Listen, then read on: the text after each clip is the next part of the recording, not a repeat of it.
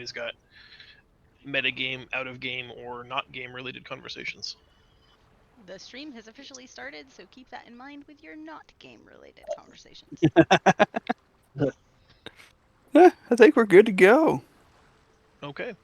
Who remembers what we did last time? That's been 2 weeks now because we had a dead week. Who remembers well enough for a previously on D&D? Previously on D&D, we were on a ship, and We've been on ship.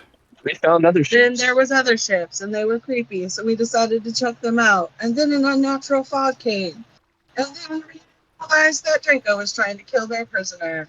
And Hey, what's not trying? And then in an attempt to stop him from doing that, he threatened to kill him, thinking he would for sure back down.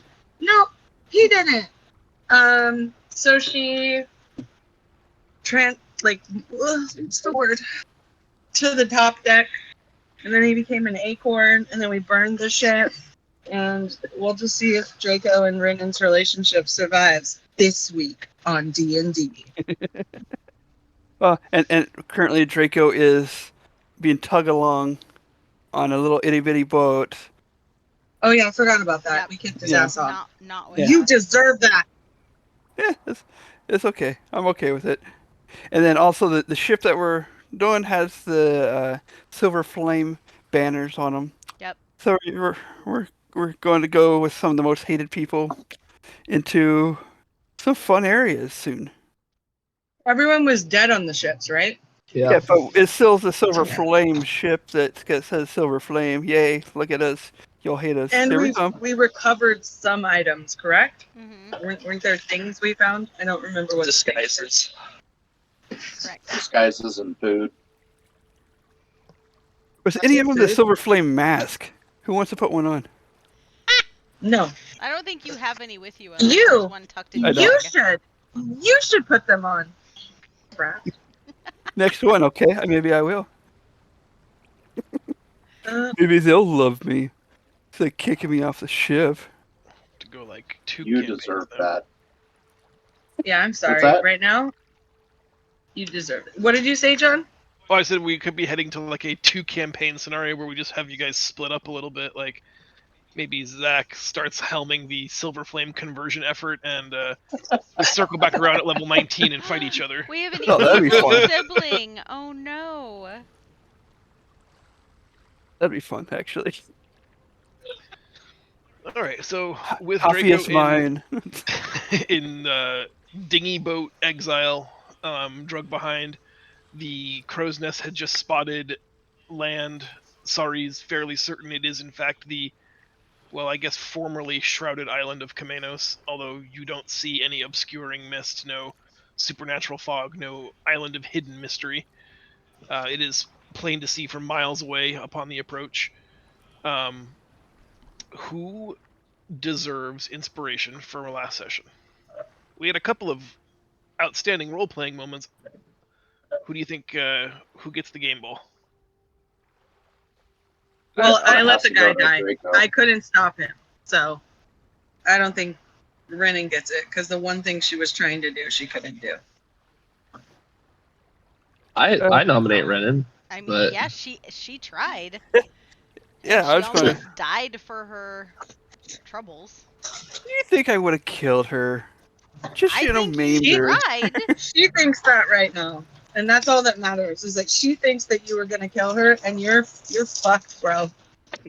You're fucked right now. I could take you. There's nothing worse in the world than a pissed off teenager. I second Renan.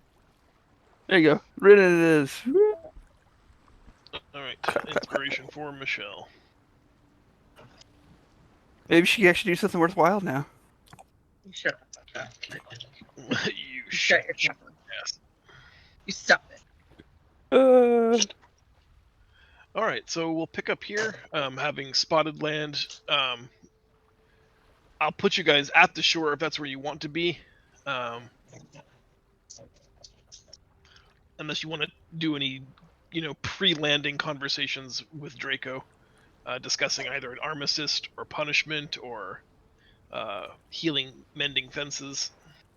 I don't Letting think the with Draco, rope but and letting him drift away. the other 5 of us should have a very real conversation about how we're going to proceed before we get on land. Yeah. So Oni ended up going with burn the ship down and let's just get everybody off of it and move on, because her understanding is that she knew she wasn't going to harm Draco, right? Obviously, I'm not going to take him down.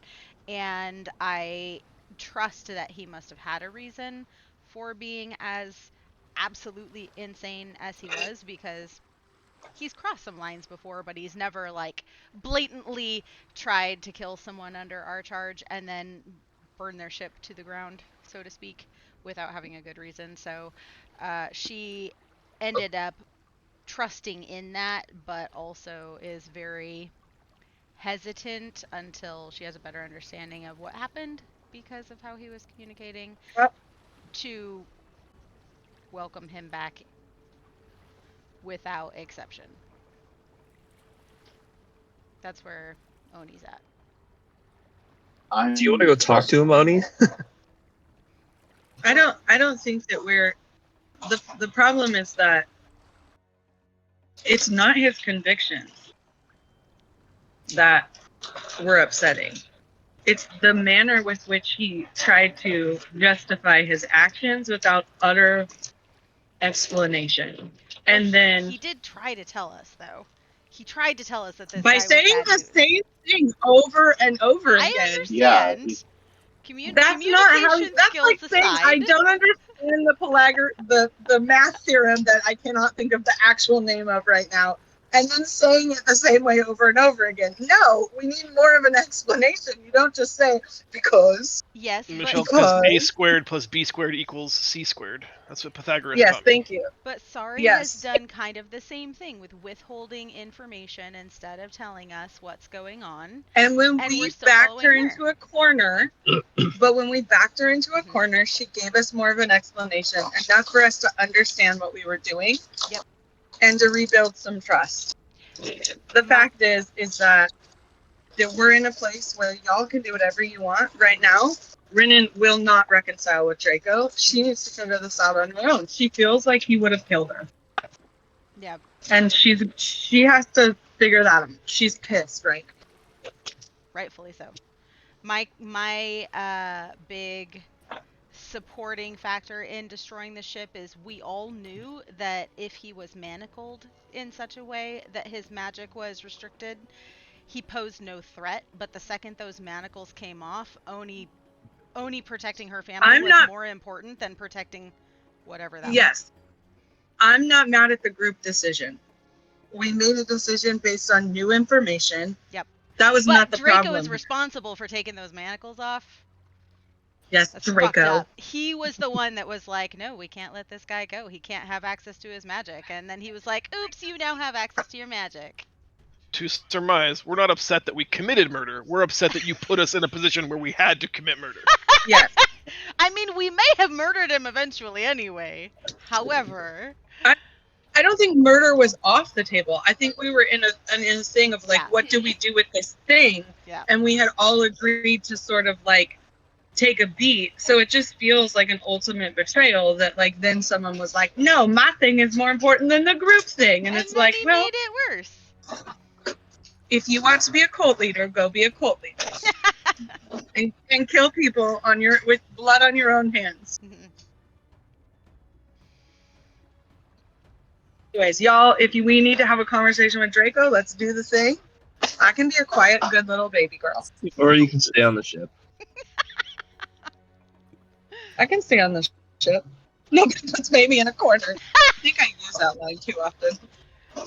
All right. How are we feeling? Do we want to talk to him when we get on land, or do we want to send 2 members as an envoy over to his ship to talk to him? I'm gonna move it here so everybody has access to your character sheets without having to open the journal.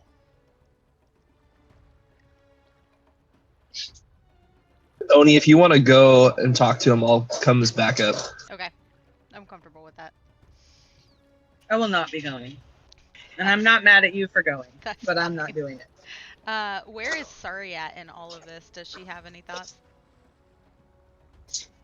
No, she's fixated on the island, and wondering, like, her objective seems to be more about getting to the island as quickly as possible, and is willing to sort of take whatever side seems to be winning this particular argument at the moment. Okay. Not because she's judiciously considered all the options, but just because she wants to move to the next step. Okay. So she's just trying to read the wind, and if it's a 3-2, she's on the side of 3 people because that ends the argument faster. And Hoppy.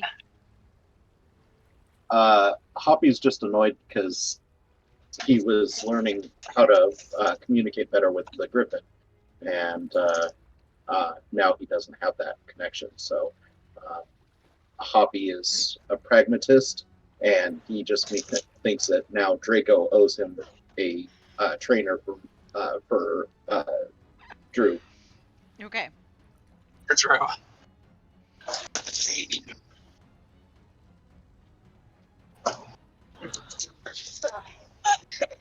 I'm alright. It's hard to breathe. Alright, so Amon and Oni are going to the small ship. I guess we'll have to, like, pull it in a little bit so that we can board it. I think. Yeah, I can do Yeah. that. And once you're out there, I'll Let it back out. zoom it back out. Yeah. Captain Longtooth and the two, what did you call them? Consultants. Consultants, that's right.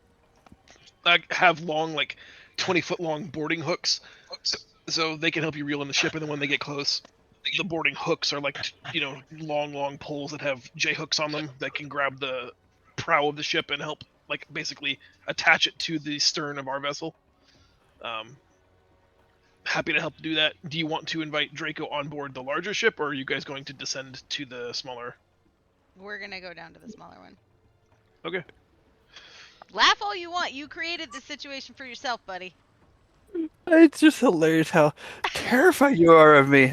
You let this psycho on the ship, and you won't let me on the ship? It's more just making sure that you and Renan get a little time out.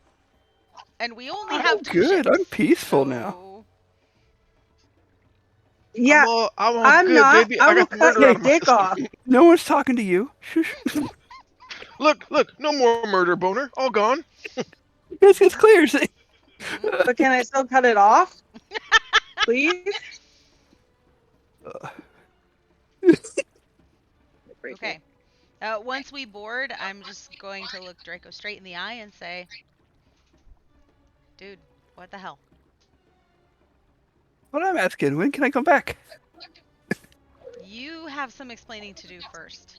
And we need to give Renan a little bit of time because, from her perspective, you tried to murder her while you were murdering somebody else. And you were responsible for making sure that the manacles got off of that guy, whatever he was, allowing him potentially access to magic again. That could have been catastrophically bad. And you botched it. So,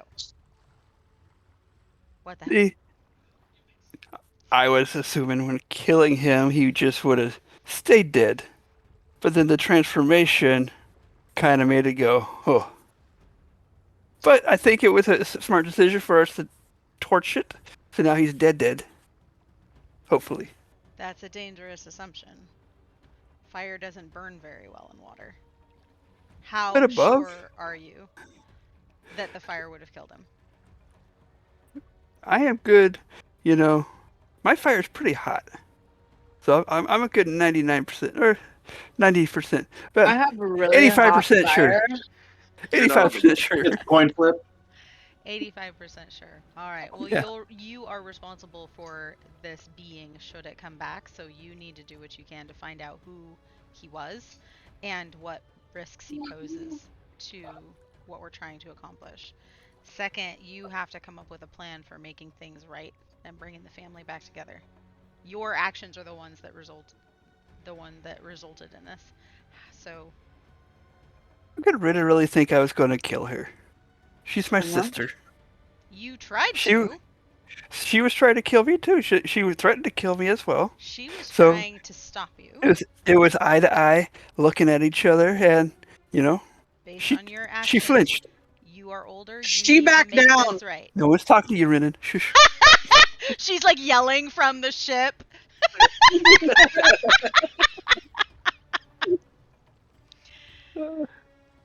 It's on you to make this right. Until then, I'll do what I can. Amon's going to keep an extra close eye on you. Hoppy and I are going to keep an extra close eye on you. You are not going to have the same freedoms that you've had previously. I need you to make this right. Can I just do the eye point thing where I point to my Horus eye and then to him? Yep. And then I'm The Eye of You Horus. owe me a trainer, Draco. I assume I'm holding the manacles because we talked about putting them on him. I'm just going to drop them at his feet and say, you're responsible for what we do with these next. You would just toss them? Because honestly, they're so nasty. You could. That's not going to make me very happy, but... And then I'm going to gesture to have them bring the ship back so that we can reboard. I mean, I'm not putting them on personally because, no, thank you. But you know, if you guys don't feel comfortable with me on the ship, that's fine. I'm not, because the moment I put these on with our group, you know, I'm going to need them off, and no one will be able to take them off of me. I just said you're responsible for what we do with them next. Yeah, we keep them here. You guys, Amon, you're welcome to keep them. If you feel I'm that crazed, you know, you can set me adrift like that guy was set adrift. Maybe I he don't was think- just the party's druid. You know, You're just in Maybe. timeout right now. Time out. As I climb back up onto the ship, I'm also going to say over my shoulder, and you owe Hoppy a Griffin translator. Add that to your I could- list. that's easy enough. I could do I'm that. gonna walk away. And sit next to Renan, wherever she is. Boom, bitch. All right, let's ask Sari what the game plan is before we go ashore. She is sitting almost near like the prow figurehead at the very bow of the ship. Once you approach her, she wants to know if all the family matters have been settled. What a great show. Assuming Draco's back up on the ship with us, because Am I? tell them to put him back out. Yeah, you can come on up. You can follow us. Hey, I Renan. just look at Sari. No, I just look at Sari and say, I can do the job that I need to do for you. That's all I can say. She just points ahead as she turns her gaze from you to the rapidly approaching shoreline and just says, "We found it. We're here. This is the lost island of Chamenos." What? It's not lost anymore. The found island of Chamenos. She tells you that she did promise it wouldn't be hard to find this time. Why? Why is that? She's skilled. She's got the skills of Z. She got the 2 eyes too. The ruby gem that she keeps at her waist chimes in with its disembodied voice. Because the last time we're here, we may have broken something. Oh, cool. Great. You were Where here. did it go? Okay, that's gonna be fun. You broke the keep me hidden spell. Good job, Sari. She's steered you into sort of a natural bay that's got a very nice white sand beach and a gentle sloping path into a sort of rocky hillside that's dotted with trees and vegetation. She tells you that the only path is through that forest on foot. There's no better access than here, but that we need to be on our guard because this island is dangerous. Is everyone willing and ready to proceed? Yes. Do we have a game plan? Yeah, Do we know what we're doing or where we're going? She tells you that her objective remains the same as it ever has been, to hike to the center of the island, find the Well of Fates, and recover the last vision. Okay. And what Center are of the island. we going to do about the Guardian? Kill it. Oh, now you want to kill stuff. I don't want to kill it. She breaks eye contact and says we should probably avoid him if at all possible. Should we bring the manacles to put the manacles to put on him? That was funny. The thingy. The Guardian? Yeah. I don't know what the Guardian is. It's a giant sphinx thing Oh, with 3 heads. never mind. That's not gonna work. Read the thing. I didn't read the thing. It was a this great. week, It was a sorry. great try, Ren. I could use Pass Without a Trace to help us navigate. If she knows where the well is and where we're going, I could use that to help the group get there. Unless it can track magically, which I'm sure it probably can. But I don't dislike the idea of taking the manacles and putting the manacles on the beast. Somehow, like on the toes or something. She, sorry, laughs and says that she hopes those open much, much larger. Ew, I'm afraid. Wait, so she wants us to avoid it. Is there any risk? Like, obviously we have good intentions, but we may not want to remove the only protector from this island that might protect its contents from bad people. So is that like the last stand for protection for the stuff on this island? The disembodied voice from the ruby chimes in that the Guardian was here to protect the sanctity of the Well of Fates, but as you will soon discover, there is very little reason for the Guardian to remain here. Okay, so if we do destroy it, it's not the end of the world. Literally. Maybe. Quietness. That's absolute crickets. So, I maybe feel we like as a avoid DM, it. I can never, ever, ever agree to the statement, this won't be the end of the world, correct? Yeah, because like if somebody's gonna fuck it up, it's gonna be us. Oni's so let's not asking Sorry, so whether or not Sorry agrees, like she might not know either, like and might just say, to the best of my knowledge, two we'll be two fine. Faustian deals and a waking of the Kraken later. You're like, you said this wouldn't end the world. Two Faustian deals. We're bringing that back, that's for sure. Okay, but can we invite it to live at Draco's Grotto? No, because Draco's slowly turning into Charles Manson, so let's not just like bring things into his cult. Okay. We don't have a cult yet. Yet. With celebrity gift chef, the Kraken. So I am happy to use Pass Without a Trace. Renan won't need it because she'll be able to move out. Amon might be okay without it, but for those of us who aren't stealthy. I am not stealthy. She does warn that the island has other inhabitants that might be dangerous to us. We should go quickly and quietly when at all possible. And while the magic that shrouded the island from sight no longer exists, that spell is diminished. It may not have entirely vacated the island itself. It's very easy to get lost here, and once lost, you may never find your way again. So it's best if we never separate. Okay. Good to know. Fun. Let's do it. As you approach, you notice that the Captain Longtooth is like sweating bullets. He's worried that the ship shouldn't go any closer because there are sandbars all around here. Depending on the tide, you could easily strand your ship here. He thinks the best course for you is to take the dinghy, and he can stay with the ship proper out here. You're only about 200 feet from the shore at this point, but you can hear every once in a while the keel of the ship just sort of grace against either coral or sand. You forgot your dinghy. And if this is high tide, then you're gonna definitely strand yourself at low tide.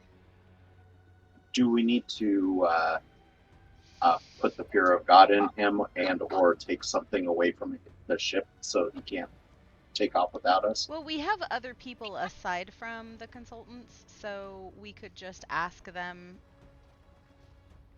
you know. Hello, recently liberated slaves. Can you please be responsible for keeping the slaver ship here? Well, no, the agreement that we had with them was that we would get we would allow them to make their own decision once we got to land, but we need to go and make sure that the land that we're landing on is safe, and I would think that they would appreciate that before just letting them come to land with us and then get eaten by whatever the locals are. If I were getting liberated, I would want to make sure the land I was going to was safe. Technically, if we stop the boat 200 yards away from the land, then we don't actually reach the land. So, therefore, they're still slaves. Hoppy's on it. Wow. Wow. Hoppy has given Masika a sock. All right, so I get, and we could always give them the option, I guess, if they have no fear of what's coming up and they're like, no, let me off the boat, then I guess they get off the boat. But the ones that want to stay on the boat until we've had a chance to assess the land, I'm sure would make sure that Longtooth doesn't go anywhere. Let's let the red shirts go first.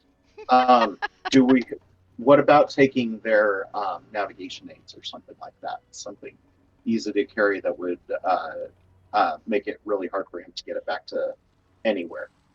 Who's good at interviewing? Could we just propose the question of, like, are you gonna wait? I mean, he likes I money, can put the fear of God in him, and we haven't paid him yet, so I have a feeling he's not gonna leave Who without has money. like who's our performer? Do we have a performer? Isn't it you, Oni? Is it me? Performance. I have a 4. Can anyone beat a 4? Or who has intimidation? No, I don't want to use intimidation. I have. Or have it would be investigation. My or- investigation is a 1. No, I don't know what it would be. If Intimidate. you I want don't to know. try to interview the crew to try to glean their true intentions or to like temperature check and see what they're willing to do, Yeah. the relevant skill there would likely be insight, as you talk to everybody and sort of try to understand what their intentions and their motivations are. My insight is a 1. Something like performance could represent you giving a rousing speech about loyalty and tenacity and stick-withedness and how you'll just be 1 hour and you'll be right back and they should just wait for you, and if you're not back in 1 hour, just wait 1 more hour. So I have a 5 for insight. Should I try it? Yeah. Up to you guys. I think that makes sense. I think make sure that I think maybe we communicate to we bring everybody up on the deck and we say, this is a situation, we're here. If we're not back within 4 hours, wait longer. 4 more hours, and then 4 more hours, and possibly a week. No, maybe say if we're not back within 3 days, then take the ship and go somewhere, and you use your insight to see if anybody's gonna try and get you out early. Okay. Roll my insight. Good job. That's decent. On the outskirts of the lost island of Chamenos, you set up a small desk and wooden stool, and you conduct crew interviews in front of Skull Island, basically. Where are you? Brief conversations with everybody yields a general sense of a combination of fear and apathy. Right? They're scared because they were shanghaied from a slaver by question marks, taken to an island in the middle of nowhere, and then being told that they're going to be left alone, and if you return, you will take them to safety and honor your previous agreement. So there's just sort of this general feeling of angst. You don't get there's no immediate vibes of like, well, as soon as they're gone, I'm the captain and we're the fuck out of here. Okay. And Longtooth, who's spent his career on a ship in the hierarchy, is happy just being, in his mind, sub-commander. And like when you guys are off the ship, that elevates his position, right? Because now sub-commander might be the highest rank. So he's happy to follow his orders, having grown up in that world where orders are everything. Perfect. We're good, guys.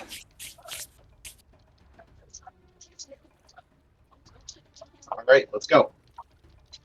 Let's go. Here we I'm go. on this. I'm leaving Andy on the boat.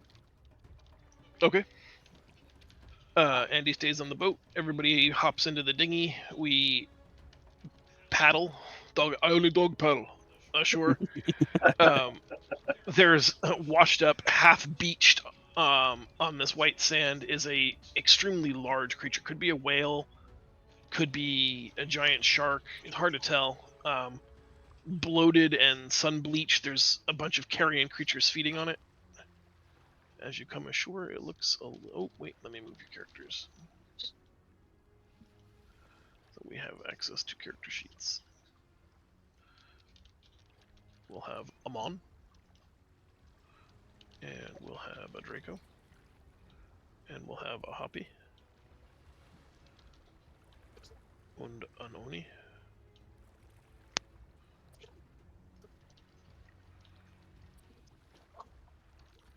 Alright.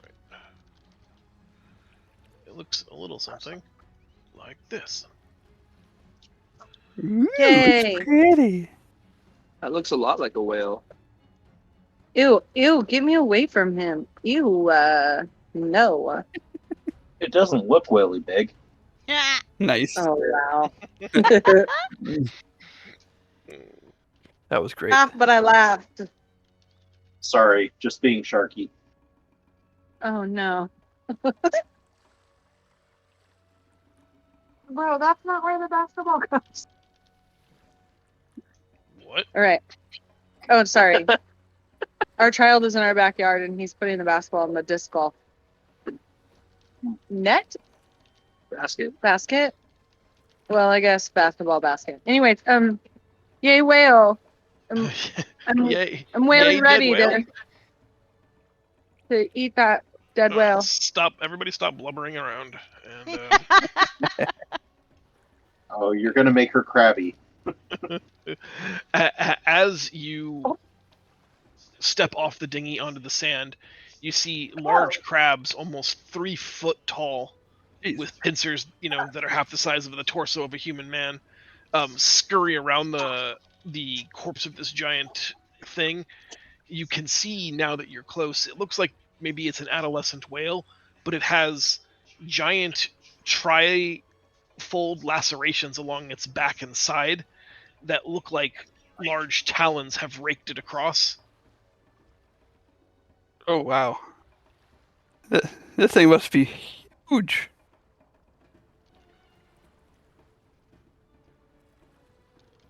I don't Keep see an eye- any reason to interact with them unless you guys see any reason to interact with them. Can we perceive Hoppy, anything of value over there? As you turn your back and look forward to the trail ahead of you, the whale carcass begins to move. Gotta blow.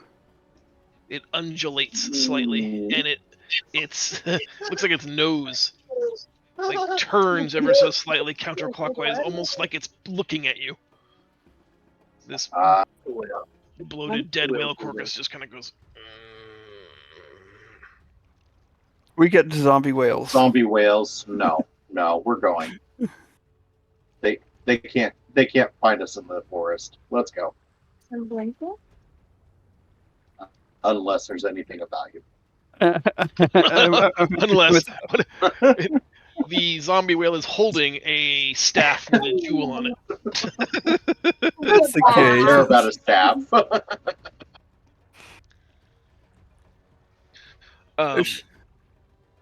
Go ahead, Zach. There's stuff northeast on the island. If you want to try to work your way over there. That's I don't know if that's- shells. That's shells. There is flotsam and jetsam washed up on the shores from previous shipwrecks. Your first impulse of this beach is that it's pristine. Like there's no detection of human presence having ever been here. Everything that is of man's world seems to have washed up on the shores and come no further. No. All right. I don't want to go near the zombie whale. As you try to skitter past, these crabs seem to be interested in you, and they start clattering closer to you. If you want to avoid combat, you can attempt stealth checks or a performance check to show that you are of no threat to them. taking a defensive posture and retreating. I had mentioned I wanted to use Pass Without a Trace. Did I not do that before we got on the ground? Since it lasts for so little time, I wasn't sure when you were going to activate it, so I didn't want to assume it was already active. Then I won't use it yet. Can I yell at it? Well, you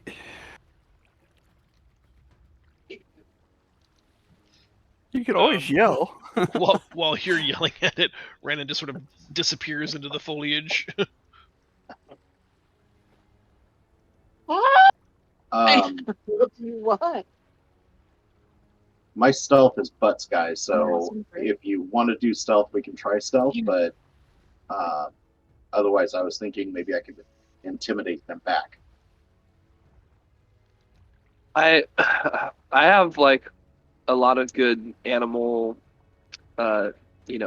skills, but I don't know if I can like talk to it or anything that would be helpful. Well, let's try stealth. Then. 17. Wow. Why don't Makes you guys sense. just no? He'd be good at it because he's made of hide. I love it. Pun stream, pun stream. See, my stealth is 0, so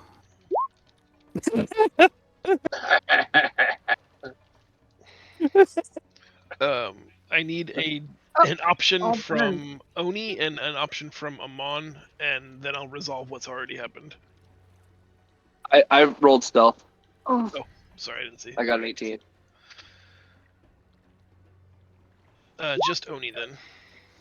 No stealthing as well. I'm Everybody positioning manages myself to. before Renan, though. I want to be between her and the crab. Sure.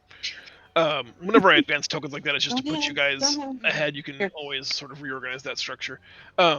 You all do like slow crab dances, slightly past them, not conveying any kind of threat or intimidation. Draco, they seem to be singularly interested in you now. Taking a position of like one goes out to the surf a little bit, almost like they're trying to surround or encircle you. It's starting to seem less like curiosity and more like they realize they could probably eat you if they wanted to, you being, a good size for eating. That corpse will always be there, but fresh kill is always the best. They seem to pay no heed to the rest of your party that's moved up the beach, but they have very clearly seen you and zeroed in on you. We can... This is what you get for being a dick. I was going to say, I would like us to roll initiative, not insinuating combat, just to give me an order in which people want to take actions. I feel like sometimes when I call for an initiative roll, people assume that means combat is imminent. Sorry, John. It just means that I want people to have an order of operations. I can add a turn. You can switch me back to 11 if you want. I don't need to go first. I'm having technical difficulties. Sorry.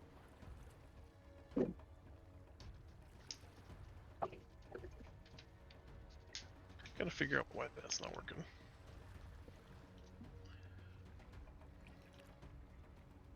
Ooh. Giant Jeez, crab. 22. Giant. Draco's got crabs.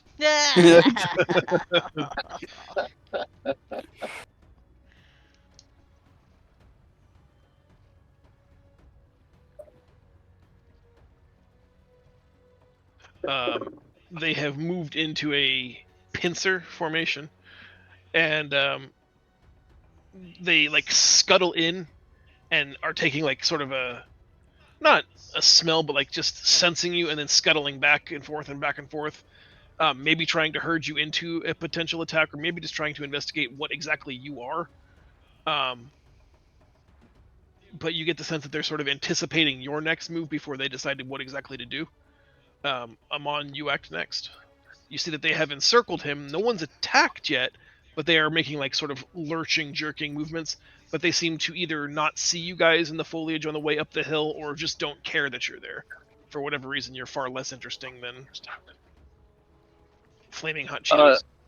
Yeah, I'll take a delayed action if Draco attacks them, or if they attack Draco. I'm gonna shoot 2 arrows at the crab in the middle. Okay. Renan, what would your action be? Coat him in hot sauce? I'm not going to Butter. do a damn thing. Unless one of my other siblings is in danger, I'm not doing anything. Ouch. She's petty. Yes, she is. Yet, we risk our life to save your sister. Uh-huh. It's Draco. the first round. I will I fight know. if there's actually a reason. You I can know. I'm hear just giving behind you you. crap. You can hear Amon bend his bow, knocking an arrow, which is sort of a comforting sound. But these crabs are starting to sort of like circle around you now. It's hard to read their intention. You don't speak fluent crab, but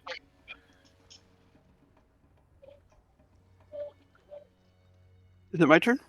it is. Okay, sorry. I shall cast Animal Friendship. Woohoo. Friendship. Friendship. So it's got a 30 feet radius, lasts for 24 hours. Lets me let them know, no harm. If their intelligence is 4 or higher, then I won't be able to. These are professor crabs, unfortunately. Oh, shoot. Does it grant friendly status, or does it just give you advantage on persuasion to make them friendly? I don't remember how friendship works. Oh, you don't remember how friendship works? That's a sad state on our life. Here, I mean, does I'll that surprise anyone?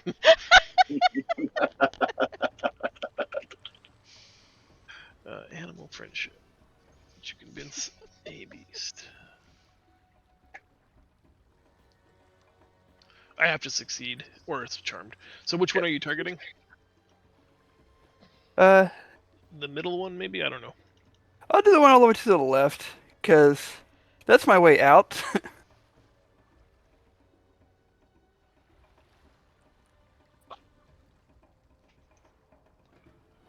What I'm assuming that an 18 Wow. is successful. Damn, It's got a it is minus. a professor crab. It's got a -1. It had to roll a 19 to get an 18. Wow. He's a very wisdom crab there. Holy Crazy. cow. I'm dead.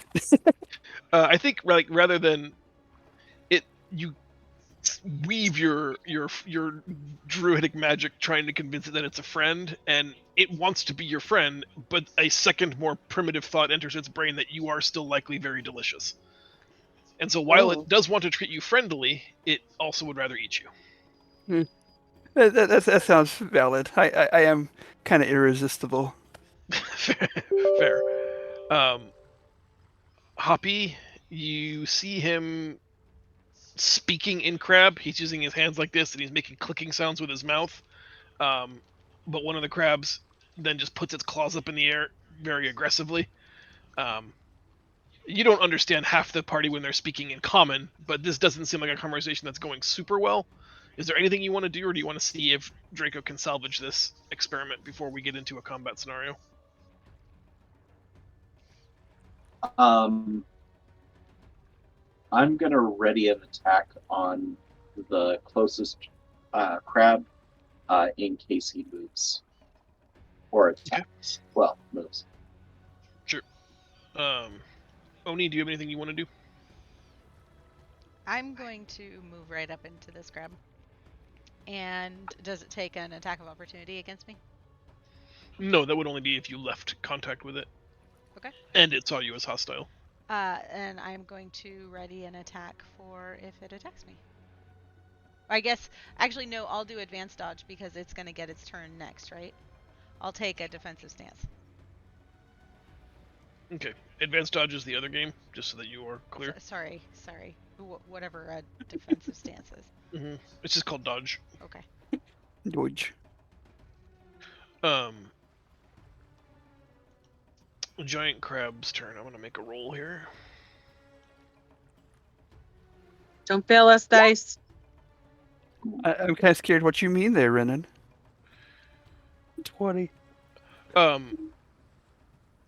Zach, the one that you have been chittering with clacks to the others, and the three of them move right up on top of you. Does anybody want to take any actions? I'll take my attack or my ready to action, and since you left base contact, also the attack of opportunity.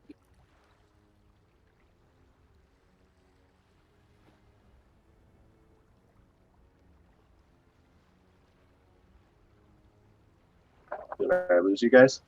No, we hear you. Nope. No. You want me to roll that? Whoa, I'm whoa, just whoa. waiting on you. Okay. Careful. You okay? Got mad. Ye- He fell. You I know. kill the crab that left base contact with you, cleaving it in half, gray glue splattering all over the beach. It Yeah, where's your ball? chitters twice, and its like big claw hand is trying to Go pull get it it. away from you in the sand. It is dead. I'm gonna call. Oh, it's not my turn. Never mind. Luke. I shouldn't have moved. I did it if he moved my ready to action was if he left base contact or if he moved towards Draco. So Okay. The other two crabs orientate their crab shells eye stalks down in the sand, and they do a sideways dance with their pincers up. They seem to be. This is them like looking for a reward. It's like a dog sitting down begging for a treat in front of Draco. Before that one was cleaved asunder, it looked like maybe your friendship spell convinced him that you were friendly and that perhaps they could get a reward from you for being nice. Hey. What kind of reward would crab like? A tasty treat? Yes, a tasty treat. A morsel? I have blasted desert sausage. It's Never time to gonna see a get old. doctor. I go ahead and see if I can toss A coin to your witcher? There you go. Nice. I grabbed some dried meat that I had with me and toss it to them, see if they'll eat it. They like vigorously, aggressively gobble it up and just keep begging for more. Oh. Yeah, so No good. I grab some of this butchered crab that's here on the ground, toss it at both of them, see if they'll eat their own. In a disgusting show of predictable Yeah, they primal did. animal behavior, they are happy to eat their fallen comrade. They actually take it down the beach a little bit, fighting over the best chunks. Okay. Whew. That was gross. Thanks, I hate it. All right, guys, let's go. It's a me, Mario.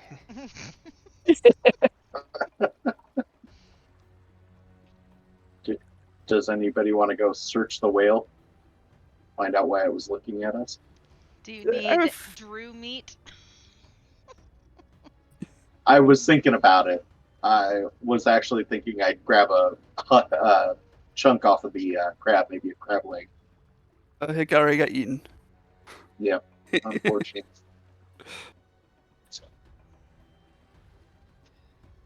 I'm ready to go. Let's go. Moving on up the hillside. Yeah. Copy.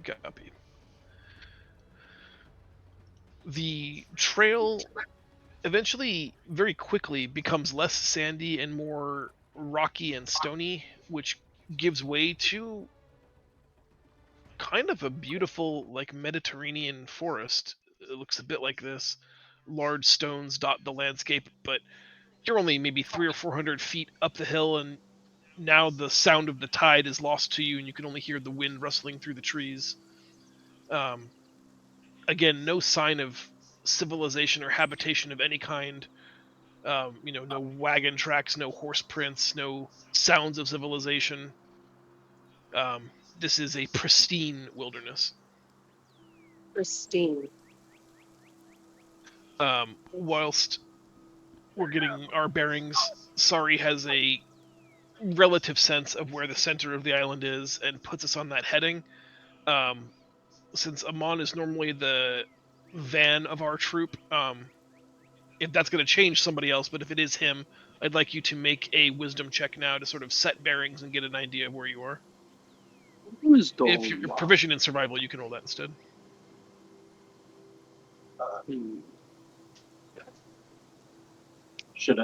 Should I be that? I've got the labyrinthine recall,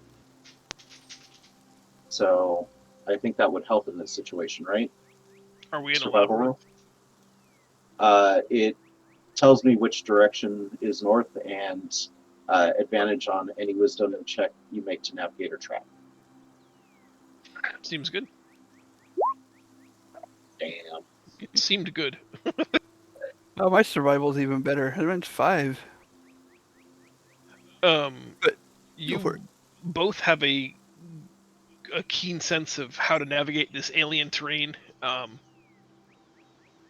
and you agree to let Amon take point as he normally does because of his superior vision and stealth.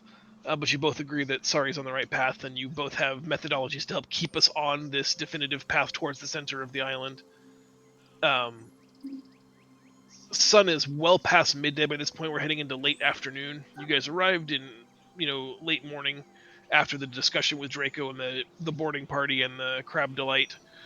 um, find yourselves 2 or 3 o'clock in the afternoon. It's hard to gauge time for sure through this thick canopy. There's a chirping of birds and the blowing of the wind is very nice. The seabirds here have made a home in the trees, but suddenly the birds themselves go completely silent, I don't like that suddenly. and it's even like the wind itself lost its breath for a moment, and there's just a complete Eerie. absence of sound of any kind. The whole island has become silent.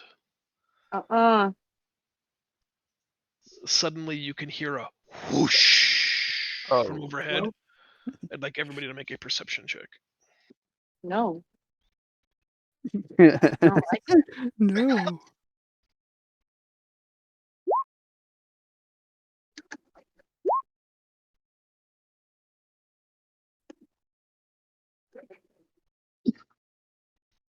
Nice. There's the sound of a massive volume of air being displaced above you. You hear it, but then shortly after that, you can almost feel the pressure change in the air around you. Looking above, you can't see through the canopy clearly, but there's this dark silhouette against the blue of the sky, whooshing over the canopy of trees. You see only like a dark triangular shape moving very quickly. It circles twice in your general area, but then seems to disappear off to the west. It shakes the trees as it flies by. And as it parts, you hear one terrifying screeching roar that just makes your heart skip a beat. Sorry, is that what I think it is? I would also, at this point, like each of you to make a stealth check, just for my own records. I did better than last one. Fair enough. Doing your best to sort of hide next to the biggest, tallest trees and rocks. It doesn't seem to have seen you, and as it flies off to the west, the birds and wind seem to return to normal, and the island thrums back to life. But whatever that was is something that the beasts of the land seem to have feared. Maybe even the island itself is slightly terrified of.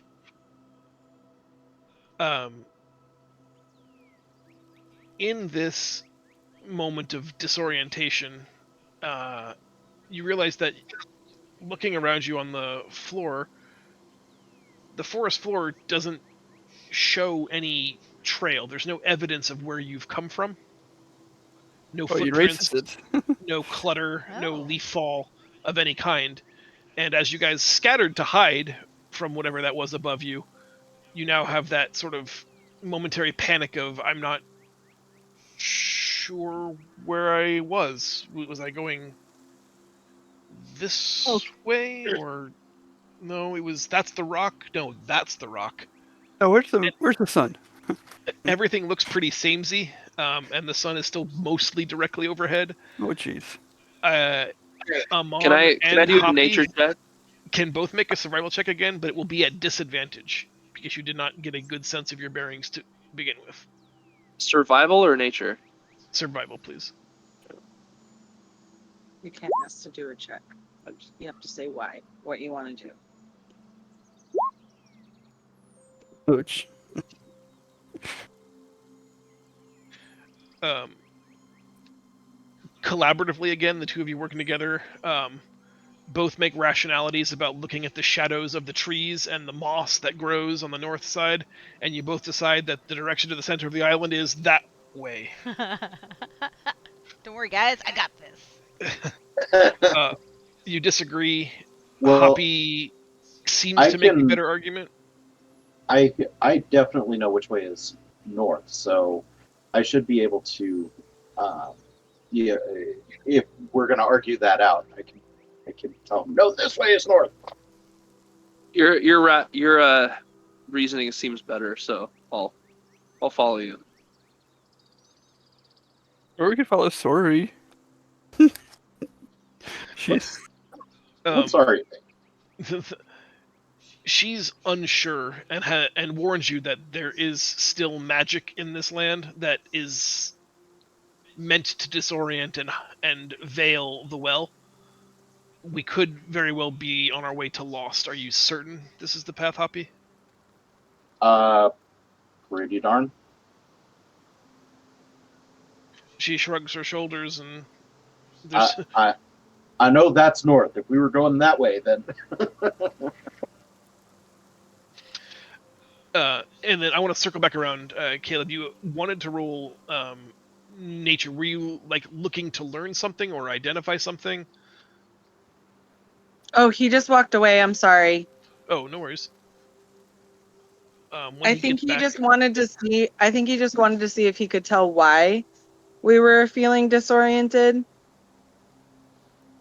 But I reminded him kindly that you can't just say, "Can I roll nature?" it does work better when I get some idea of what you're trying to get out of me. You guys walk for another almost 2 hours, and being so high on the island now, the sun is starting to set below like your horizon line, not necessarily the horizon of the ocean, but it's getting twilighty here, and you don't seem any closer to the center of the island. The age-old discussion of what do we do at night starts to be kicked around amongst the members of your party. Do we make a camp here? Do we try to make our way back to the boat at night? Do we just keep walking until we find the center of the island? Night travel be damned. Camp, camp, camp, camp, camp, camp. Then we get a long rest, unless some shit tries to kill us in the middle of the night. Which it inevitably will. I'll never try to rap again. aw. Go long rest. It's your birthday. Up to you guys. You guys tell me what you want to do. I mean, could be down Hey, Sorry. for a long Sorry, rest. what you got going? Wait, what? What'd you say? What does Sorry feel? I mean, this is her expedition that we're on. Yeah.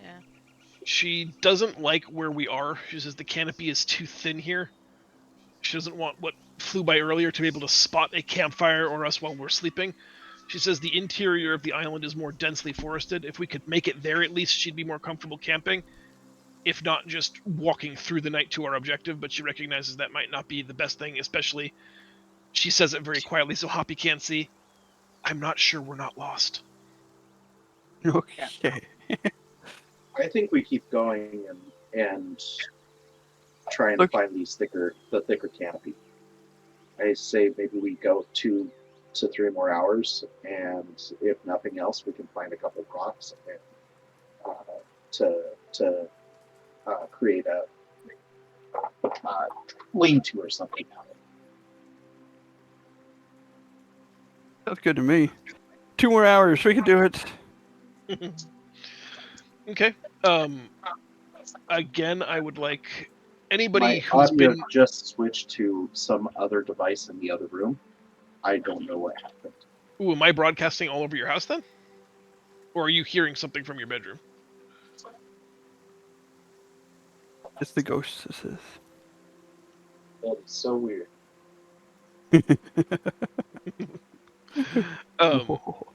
Walking for a few more hours. Anybody who has been interested in trying to keep a hand on our navigation, I'd like you to make another survival check. Again with No, disadvantage. John, your audio just went wonky. No, we can hear you fine. Then my audio just went wonky. Can anybody else hear what Mark's hearing, or is it a Mark problem? Okay, well, we don't survive if Brennan's trying to survive us. I hear you just fine, John. I think it's Okay. just a hoppy problem. I'm gonna go switch headphones. I need to go grab Sure. them out of my other room. I'll be back in a Burb. minute or two. Okay.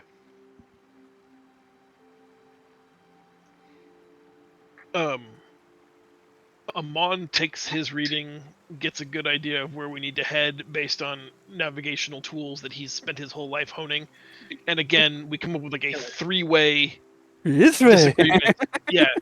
And everybody's got sound logic. Everybody's got, evidence to support moss only ever grows on the north side of a tree. I understand what direction true north is.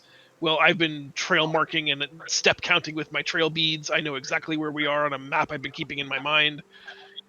Everybody's got like peerless navigational aids that they've employed here, but we've come up with 3 very different directions. Okay, so even though I failed my survival, can I try to climb to the top of the trees to see like where we are relative to the shore? I'm a little baby girl.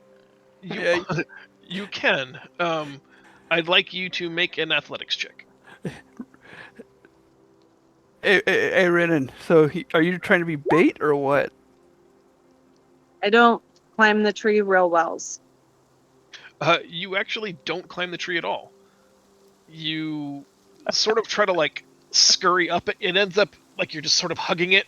By the time you get your lower legs wrapped around it too, you realize that you are now not touching the ground anymore. You're hugging a tree. But it occurs to you that like this isn't gonna work for okay, I'm climbing gonna a look tree. at Oni.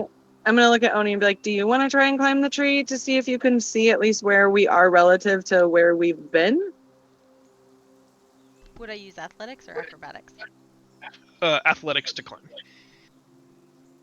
Yeah, because if we were doing acrobatics, I would have fucking pole vaulted up that tree. Like Oni just did. It's okay, Yeah, Renan we're can not just all hop Oni. on my back and ride up with me. I have the great idea. Mhm. I just can't execute my ideas. It's a personal problem. Draco can Oni- execute. Too nice. soon. Right, I could. While Oni's climbing the tree, we'll get to that in 1 second. I wanted to go back because I hear that Caleb's back now. You had wanted to. I was talking with Michelle briefly while you stepped away about your wanting to roll a nature check. She thought it was you were trying to sort of glean an understanding as to why we were confused or disoriented. Is that true? I just want to get a better understanding, and because I have more proficiency in nature, it seemed like the type of thing I would look into. Now's a good time. I wouldn't mind for you, now that you've got like some information. You guys have employed trail tested methodology for navigating the wilderness, and none of it seems to be agreeing with each other. Now that you've had some time to sort of really sort of experiment and piece together, I'd like you to make a nature check.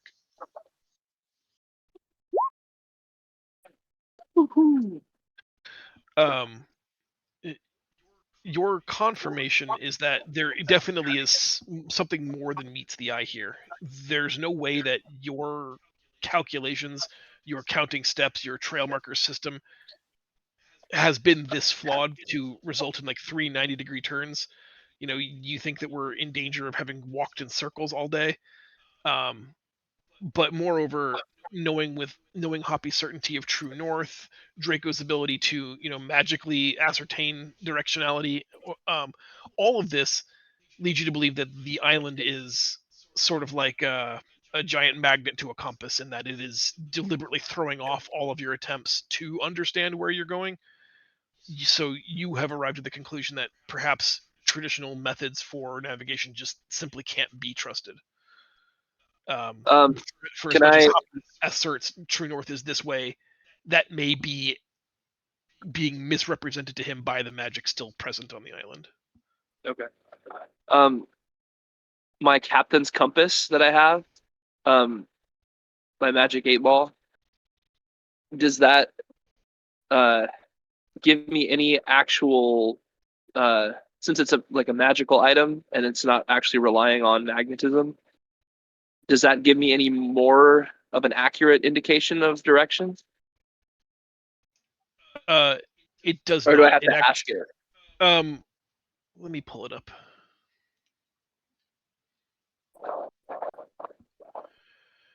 The compass, like Hoppy's ability to always know true north, is deliberately being fuddled with, and the compass actually shows you this. Every time you open it and find true north, it just spins and refuses to ever land a needle in any direction whatsoever. Like the compass is telling you that it's being tricked, but also won't deliberately mislead you in a erroneous direction. So like the only way the magic item can figure out how to confound that is by just spinning and never stopping. Alrighty. You could, of course, augury if you wanted to, but that's not me telling you that's where we are. That's just what the other thing the magic item does. I didn't hear what'd you say?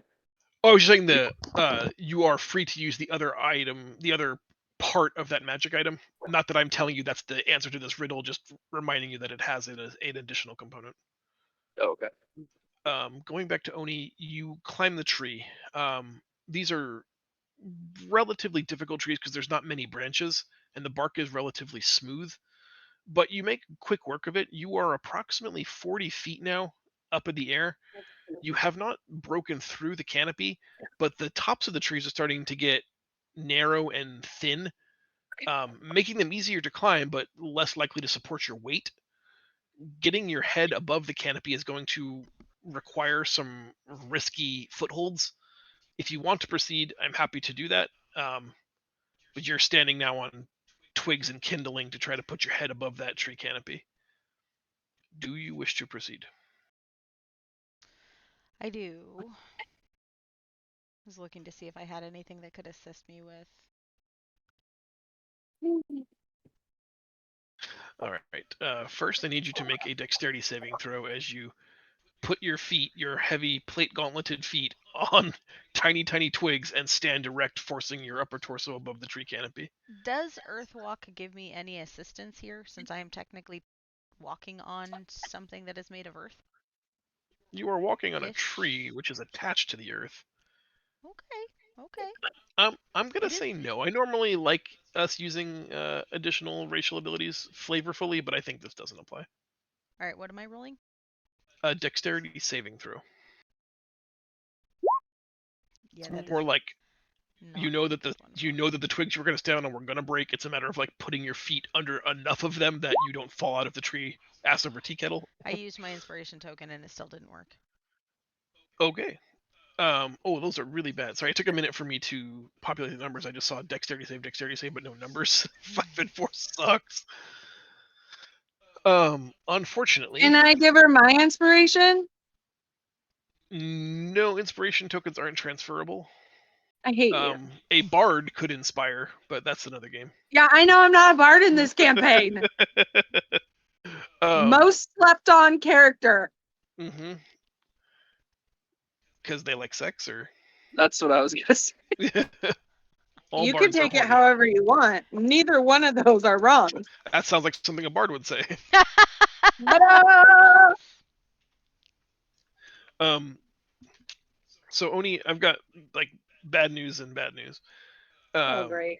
you failed the check, which means you're not really going to get to put your full body above the canopy of the tree, and unfortunately, you failed the check by 10 or more, which in my rule scheme means you have fallen out of the tree. So you stepped on twigs that were so not prepared to bear your load that you basically just fall straight through, um, and you know, ass or back first on the ground with a heavy, heavy thud. Pretty concerned. Whilst you are falling, to make sure that to give you an opportunity at least, let's have you make a perception roll at disadvantage to see if, like, as you tried to vault up, if you saw anything of value, or if it was more just a whoop whoop whoop. Nope. Yes, unfortunately, you do just fall out of a tree, rather gracelessly, and take 10 points of not kinetic damage. What do you call it? Bludgeoning damage. As you just hit, knocking the wind out of your lungs, and more importantly, sort of embarrassing you in front of your sister. I mean, she knows that I'm big and beefy. All I can do is tell her it gets real thin at the top. We got to get you up there.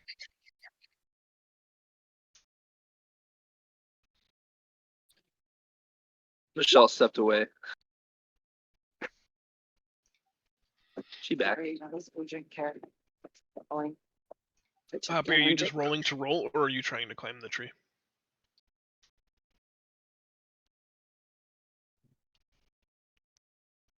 If you, you're not wearing a headset. Climbing the tree is a good choice, but He's got an earbud. apparently none of us can climb. I think Hoppy's trying to roll to climb the tree. We can't hear you. I can't hear Mark. Okay, sorry about that. I forgot to unmute myself. Nice. I was gonna climb the tree and show her how it's done. You are bigger than me. Wow. Wow.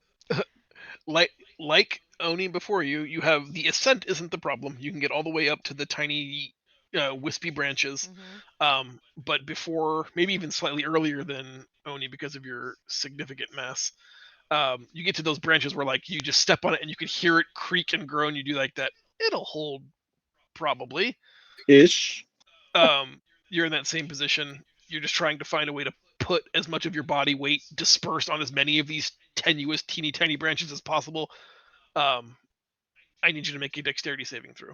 With How about I pull out my immovable rod and use that to anchor myself? Use it to make myself up. I like that. Can I do advantage? I think there's no need for a dexterity roll because if the branches break, you can still just stand on your immovable rod. I think that, well, I don't... in my mind, would bypass a check altogether. Okay. That's clever use of the rod. Once you are able to stand on the rod, hand over hand, climbing up the tree, standing on the rod and putting your massive form up through the canopy there, the horns rise up out of the canopy first, and then the bull's head. Sort of submarine periscope style, just the bull's head is above the tree canopy. You can see the ocean in like a 180-degree arc behind you. That seems to sort of downslope, which to your mind suggests that's the way that you've come from. That's likely the beach that you landed on is in that direction, although you cannot see the ship from this distance. You do notice that there's this gentle mist starting to gather on the shoreline and is starting to just sort of gently permeate and rise above the canopy of trees here. Like you'd find on a hot day that's rapidly cooling off with nighttime breeze. Ahead of you in the 270 degree or the 200-ish degree arc, the other direction, you can see the land rising in elevation and the density of trees becomes far more thick. Not just the scattered copse of trees here and there that you're dealing with now. The density rapidly increases, hundreds of feet ahead of you. You cannot see beyond there, but there's not like it doesn't continue to mount, so it either hits its apex in about 300 feet ahead of you, or at that point there's a drop off. there's just it's mounting, and then that is the highest point in the island, or the land itself Yeah. gives way at that point. But you have a rough idea of behind you is where you came from, ahead of you this way. You can sort of ascertain a 90-degree Guys, arc. follow This is where we me. need to be. Okay. Climbing good. I was gonna climb down and tell them to follow me. All right. We walk for a ways until we enter into the much thicker part of the forest that Hoppy saw from before. There's something primeval about this section of the island. Like, there are moments where you feel like you can hear the trees groan. But the canopy is immensely dense. There's no way something aerial could fly into here comfortably. The trees are so packed together, the air is almost stale, like it doesn't freely move through this part of the forest easily. And the sun is now set enough that above you can start to see stars. There's no real clearing. Everything is densely underbrushed here. But this is the area that Sari was hoping to find that would make a good camp to at least protect you from aerial predation. Great time to set up camp. I Great think this job, is a everybody. good place. I'll go get this. Good job, Hoppy.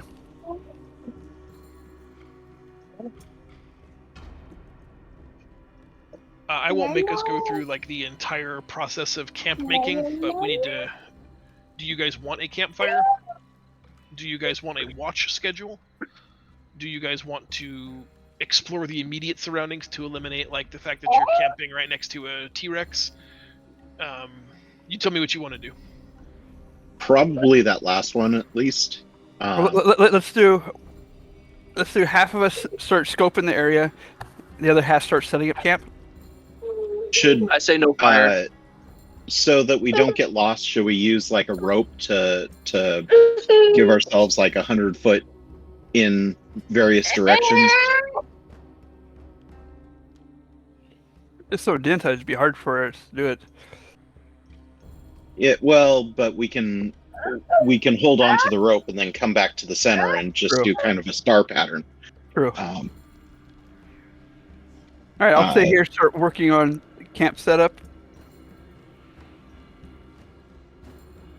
Unless somebody else has a better way of checking the local area.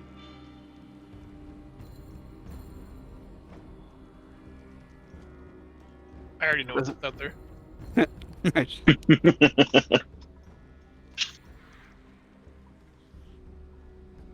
Well, do we want to set up camp and then search the area? Do we want to search the area then set up camp? Set up camp and then search the area. Okay. So, because we should all be ready in case there's a T-Rex. I mean, always, or always a polar expect bear. Surprised. Oh yeah, or polar bear. That's true. Because Yeah. we are lost. Mm-hmm. Or a This scarab. is like the land of the lost.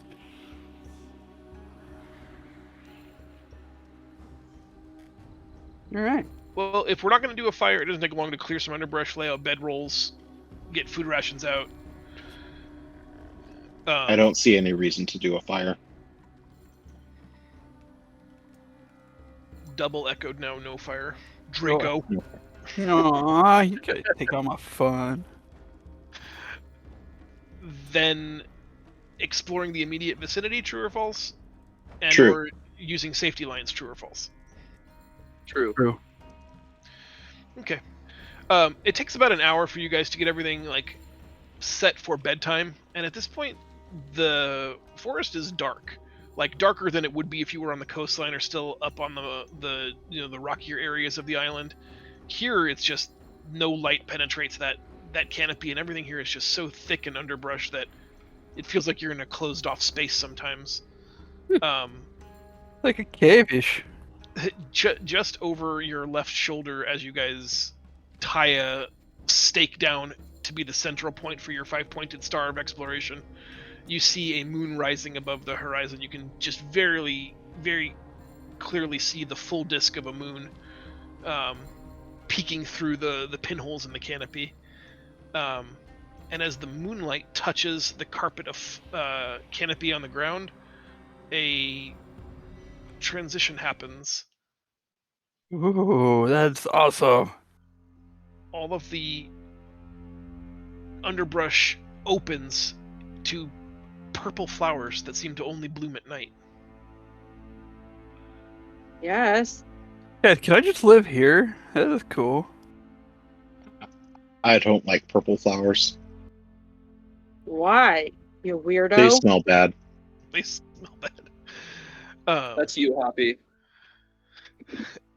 Everybody goes off in a different direction to the extent to the limit of their Rips. 100-foot rope. Well, probably like 90-ish feet now after tying it to yourself and tying it to an anchor. I'd like all 5 of you to make perception rolls sort of at the limit of your rope. Literally at the end of my rope, guys.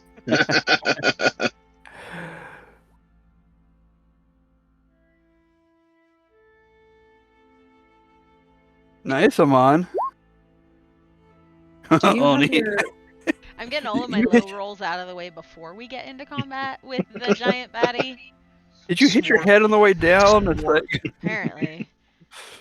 with advantage on purpose? Oh. wait, Oni and I have dark vision. Do we get advantage? No, Okay, just figured I'd ask. I Try and appreciate help it. you out, Oni. Thank you. I'm gonna go one by one. Hoppy, you walk for a ways, maybe deviating a few degrees here and there until there's no more slack in your line. You find nothing of interest, just the number of blooming purple flowers seems to be rapidly multiplying now that the sun is down and the moon is up.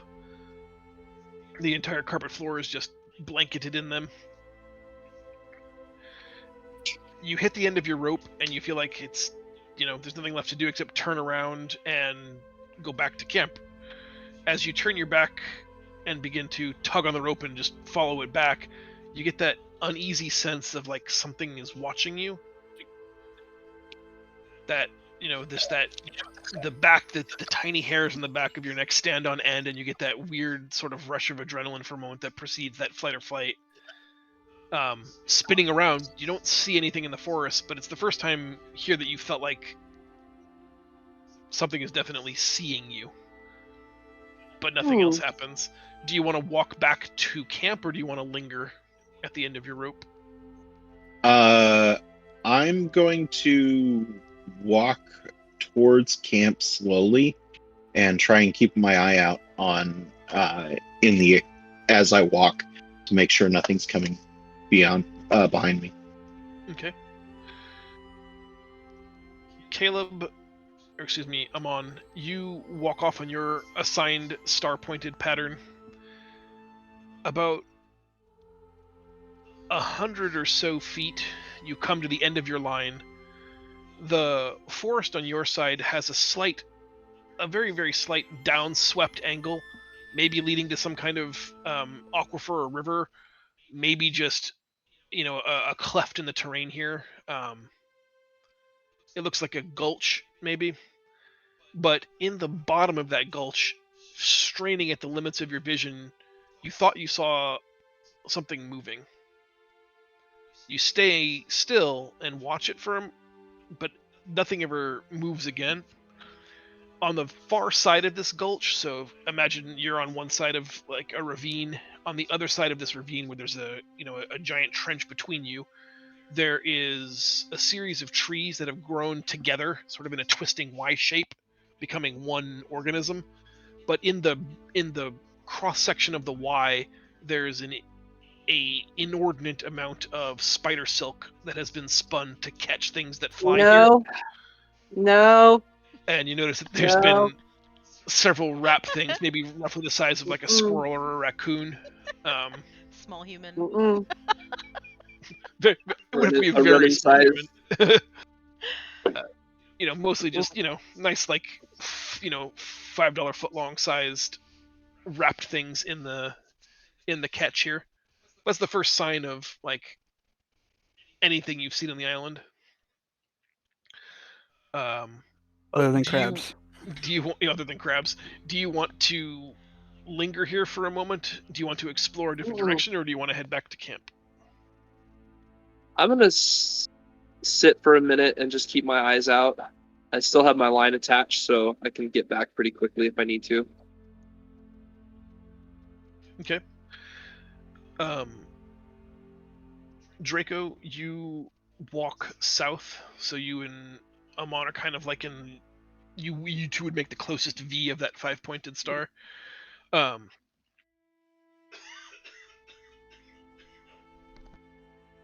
die, John. Don't die. Wait, are you choking up because I'm about to die?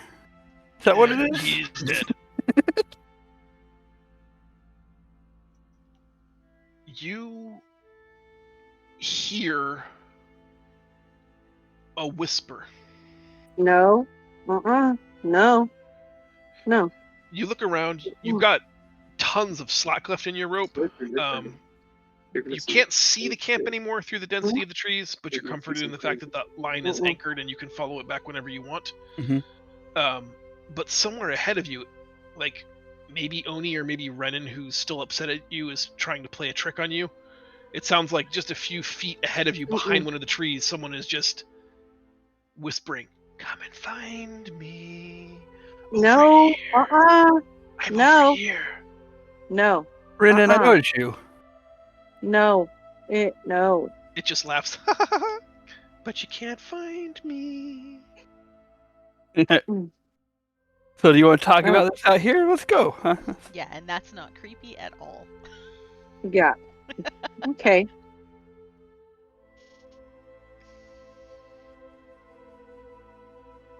Oh no, I think we lost Zach. His video looks frozen.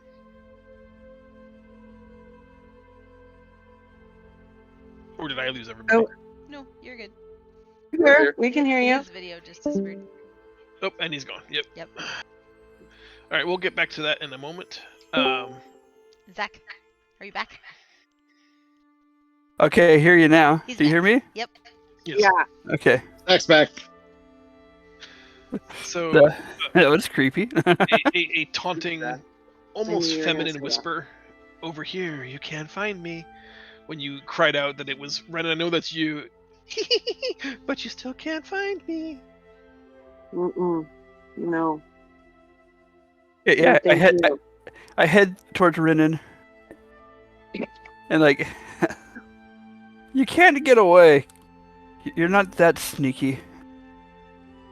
Just trying to taunt her a little bit. I know you are, but I'm trying to taunt you a little bit. Lurching forward to just jump peek behind the tree that you thought the voice is coming from behind. There's nothing there, but ahead of you, 10 or 20 feet, you can hear the snapping of twigs and the heavy footfall of someone trying to scurry away. I thought you were quieter than that, Renan. A whisper in your ear, like literally 6 inches from your face, just says, "I am what I want to be." I jerk around to look. As you turn, like there's this puff of cold mist that disperses by your face. For a moment, you would have sworn that it looked like the silhouette of a human. I don't. What is happening? That's a cool trick, Renan. I think that's the best you've ever done. Now I'm kind of like on alert. Like I'm looking left, I'm looking right. You know, I make sure I still got the rope attached. You know, like, okay, it's still here. You know, I'm looking around. Make a perception roll for me, Draco.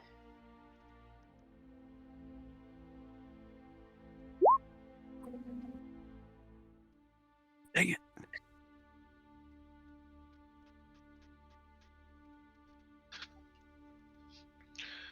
You had seen Amon for a while. You guys were sort of walking not like quite the same path, but you were close enough to each other that you could see him, and you could see that his path sort of took a dive down, through this natural cleft in the world here, through this natural ravine. You find yourself sort of at the 90-degree turn of what would be like you think maybe a stream at one point flowed through here enough to have eroded this. There's a 60-foot embankment, all the way down, and you can see a still pool of water there. And in that pool of water, you just see the visage of your sister Renan face down, floating in the pool. You recognize the cloak that she wears instantly. The body is motionless and face down in the water. Do I have enough length to my rope to get to her? You start to move down the ravine, and the rope goes snug about 30 feet shy of the pool of water. Okay, I untie myself and I head straight for her to get her out. As fast as I can.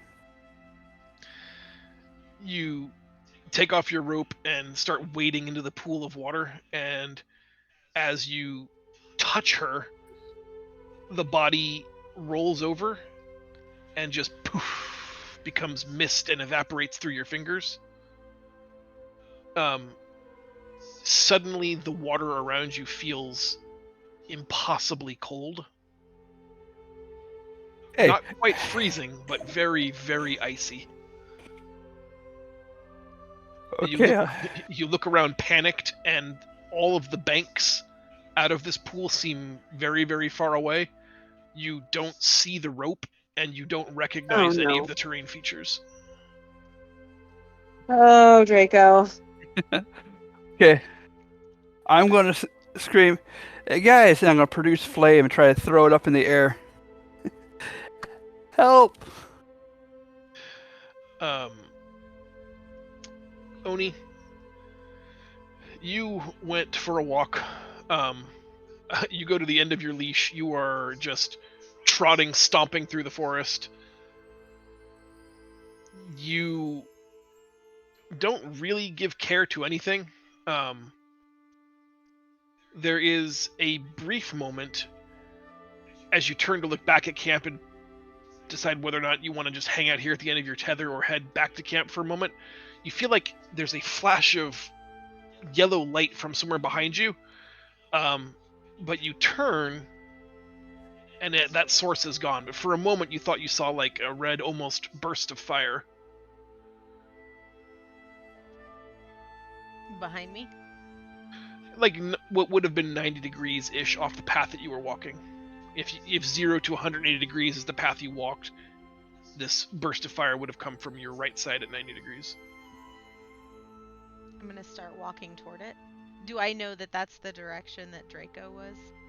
Or do I know which direction Draco was when he struck out? He would have been on your right, just as Amon was on his right. Alright, I'm going to start walking in that direction. Making sure that I stay at the length of my tether. I am not removing myself from the rope. You got trees, it's going to get snugged on it. Then I will walk back to go around the trees. Doing your best to weave in and out of this dense forest is not easy, and you've spent a fair bit of time trying to not tie yourself in knots. But eventually you are comforted to find Draco's safety line, but then slightly perturbed when you tug on it to find only slack. You can either reel it in or follow it, but you find only an untied loose line. I will be following it. I'm not going to reel it in.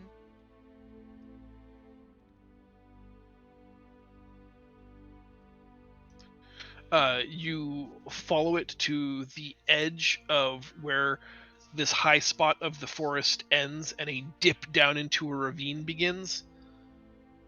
But there's nothing else that you can see here. You do notice that there's a gathering of low-lying mist that has filled this ravine now, just like Hoppy reported that there was mist building in the forest all around. There's just this low-lying fog that has covered the bottom of the ravine. You can't quite see the bottom anymore, but you assume it's only, a foot or two high. I'm going to call for Draco and see if he says anything, since I'm at the end of his rope.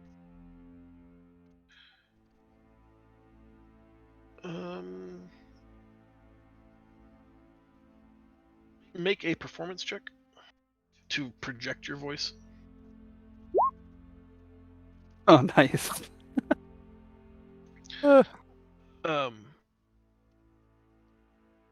Draco, you are in this icy cold water that you're finding it hard to move out of for some reason. Just as that panic set in of I don't see my rope, I don't know where I am, none of the shore looks familiar, none of these leaves are even wet. Where did I even come into this pool? You do hear Oni's voice calling out for you.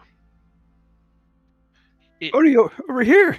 It bounds around the forest, echoing a few times, but you're pretty sure it's coming from your left.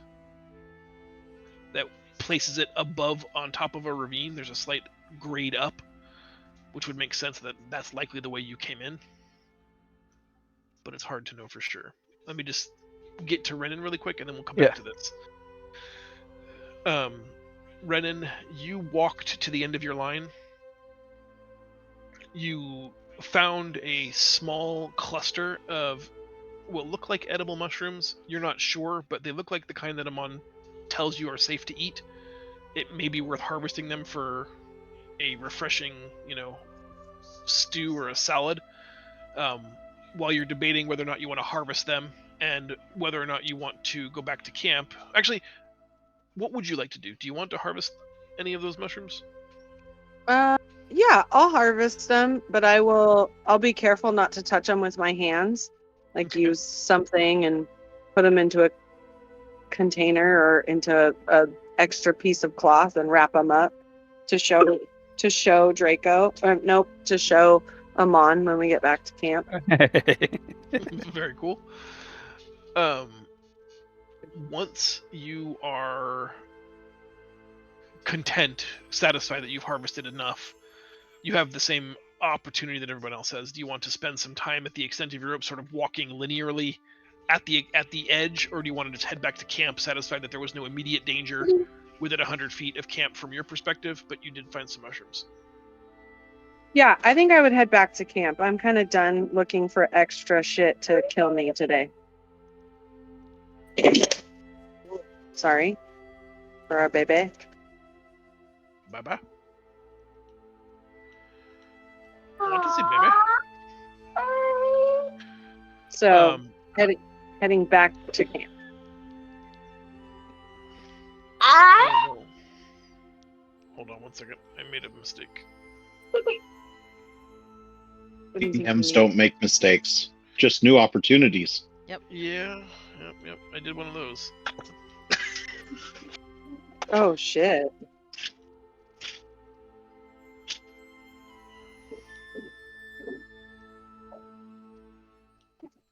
Okay, I fixed it. Sorry about that. I was trying to remember how to refresh video. Refresh or connect to all? Is that what you're... Yeah. There, it worked. Brennan, you get about halfway back to camp when you hear a not unfamiliar, deep, bellowing voice echo in the forest around you, calling out Draco's name. I do. What is that voice? What is this voice I recognize? It sounds almost certainly like Oni. It's her gladiator voice, the one that she uses in the Catal pits. Okay, can I dimension door to her? Or no, I have to be able to see, right? You have to be able to see. Yep. Okay, well then I will stay tethered to my rope and move towards the voice. Okay. Whilst that's happening, we'll go back to Oni and Draco. Actually, let's Amon and Hoppy, both of you can make perception checks at disadvantage to see if you guys hear what's happening. So I have advantage. Does that mean I get normal? Correct. Yep, absolutely. Perception? Yes, please. Can you find... How can I help you? How can I help you? Did he just bite you really hard? Oh no. Sorry, pause. Yes. You want to take our break? Yeah, actually now's a good time for 5. All right. Yes. Okay. See you soon.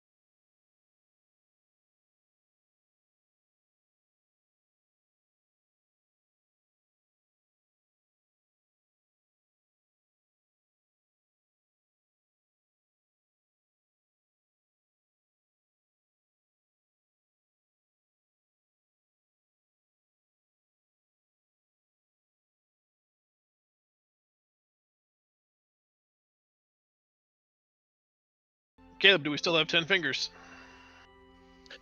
He bit me in the arm, Hmm. so I only have one arm now. But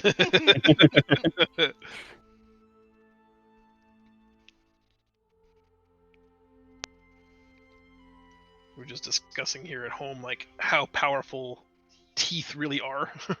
oh, jeez, It's crazy.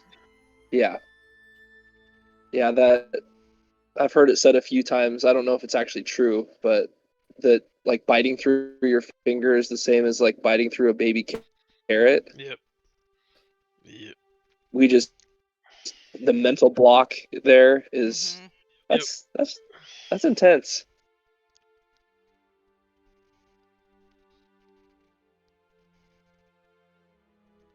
I dig the music, by the way, John. You got going on. Thanks. Tried to vary, like, the next couple of episodes are more like atmospheric rather than just like soundtracks of nature. Try to find Yeah. things that were matching the mood more appropriately. I dig it. It is noticed. Thanks. One day I'm gonna get like a proper digital audio board going and be able to mix and match both things. But for now, Yeah, this power works. of Roll20. Yeah, right.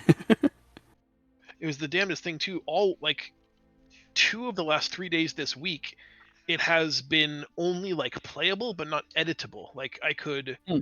move characters around on a battle map I've already created, but I could not I could not upload a new battle map or create new characters. It's been very frustrating. That would be. See, I've been having issues with it on my end. Like I keep going in and out, and like losing all you guys. You guys been freezing pretty crazily. So I don't know if it's just my end completely or what. I had better luck going back to Chrome, which used to be like the it's never happy on Chrome, Yeah. but now it seems like that's the most stable. Like Firefox is still an issue, and I don't want to use Edge, but I tried it, and that seemed to also have issues. But I'm using Firefox right now, so maybe I'll try Chrome again later for the next session. I can confirm I only ever use Chrome and it works just fine. Yeah, Chrome usually gives me trouble, and it's not today for some reason. I wonder if they've changed like their internal architecture then, because like when we first started playing Roll20 like 10, 12 years ago, it wasn't even supported by Chrome. Like that was like their big default is you can use any internet browser you want except But for Chrome. And then it was like, well, you can use any internet browser you want, but Chrome doesn't really work well. We have many issues and errors, but now it seems like that's the best one. All right, we'll wait for Michelle and or Mark to get back. Mark didn't hear shit, but Amon, you are at the end of the ravine where you saw the conglomeration of spider webs and wrapped raccoons or other medium-sized vermin snack packs. And distantly, more like a reverberation than the primary sound itself, you hear Oni's voice calling out for Draco, trying to find him. It sounds like it's somewhere to your left, but far away. And somehow, like, below you or, like, in a cave. Like, it seems far away. Is the tone panicked or just like, hey, where are you? There's a hint of concern in there for sure. It's not panicked, but it is concerned. Okay. Just since I knew I had Draco on my left when we started out, right? Correct. So I'm just going to try and keep my rope as long as I can while moving to my left. So navigating trees and not getting tangled and trying to keep the length. Try to find Draco.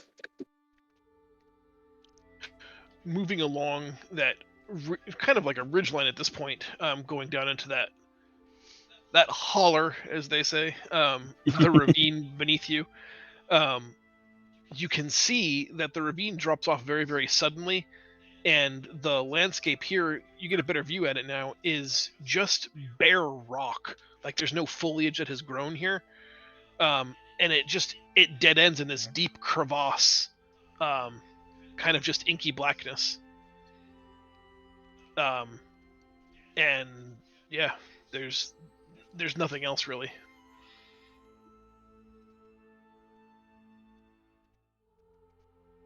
and I can't really. It's like black. Like I'm not seeing any way down, or it's just like a hole. If you were to like untether yourself, you think you could probably scale down the ravine and then sit on the lip of the crevice. Think of it like as a jagged scar at the bottom of a ravine, and this jagged crack maybe was like a fissure that opened this way. So there's a place for you to stand without being in the fissure, and from there you might be able to get a better look at it. But that would be well at the bottom of the ravine and well outside the length of your rope. I'm gonna keep moving within the length of my rope, just because I know that Draco should have the same length of rope, and so I'm gonna try to. If I can't find him, I'm gonna see if I can find his rope. Okay. If you're willing to backtrack some, you would eventually find the rope that Oni found and follow it. You both would end up together then at that point.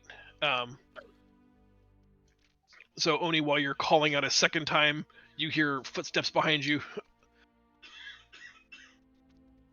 I imagine quick draw of the sword. But it's just Amon, who has also heard you calling out for Draco. He did the same thing that you did, trying to follow that rope, which has brought you guys here.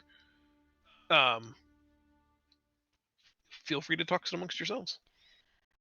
Draco wasn't at the end of his rope when I got here, and I thought I saw some flame shoot up. I think he's in trouble. My best idea is to have you untie the end of his rope so that I can attach it to my waist before detaching myself from my rope and see if I can continue forward. But I would need to tie myself to you to make sure. That would give me twice the length to go and see if I can find him without getting lost myself, since I know that that's a concern. Yep. So I'm gonna run back the 90 feet back to where it's tied and untie Draco's line and bring it back to Oni. I'll tie it around my waist and then tie the other end to Amon before untying my rope. Now I can go an additional 90 feet, and I want to go and investigate the misty area down below. And I'm not gonna let you tie it to me. I'm gonna tie it to my rope so I can fine. move up and down the length of the rope freely. Okay.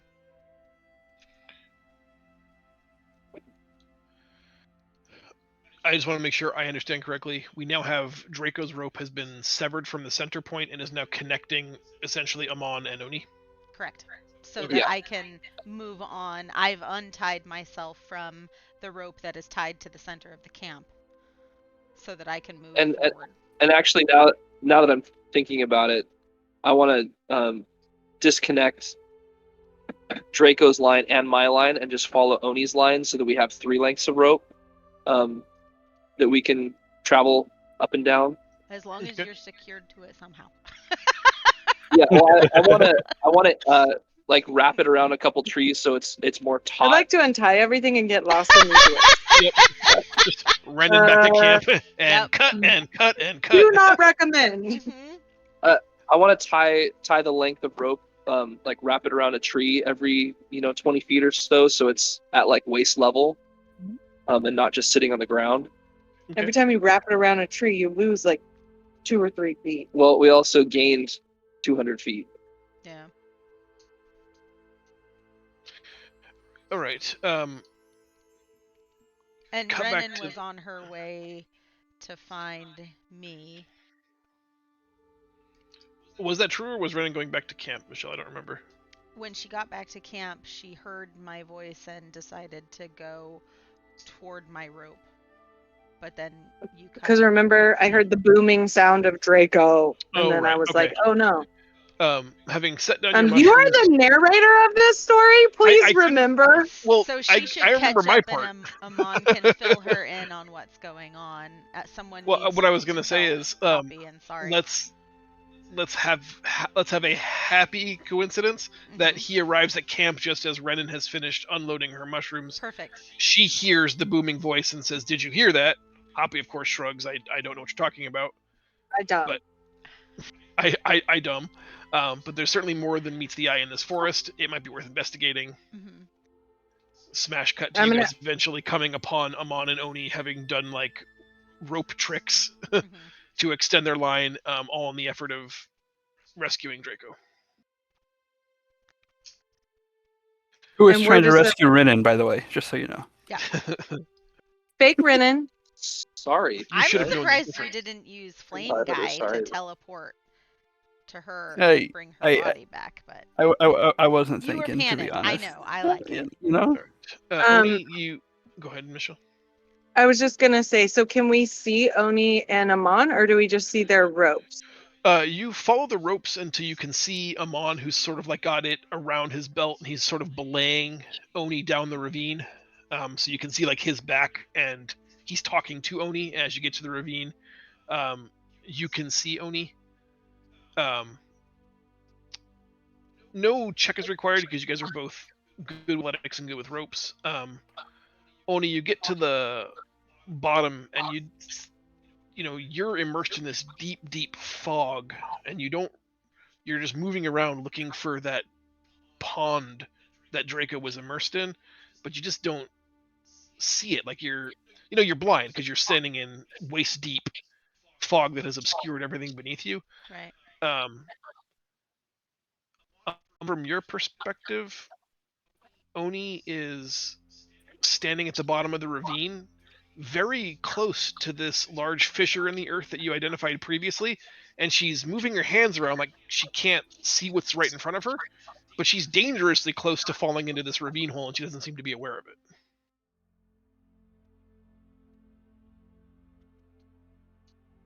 Okay.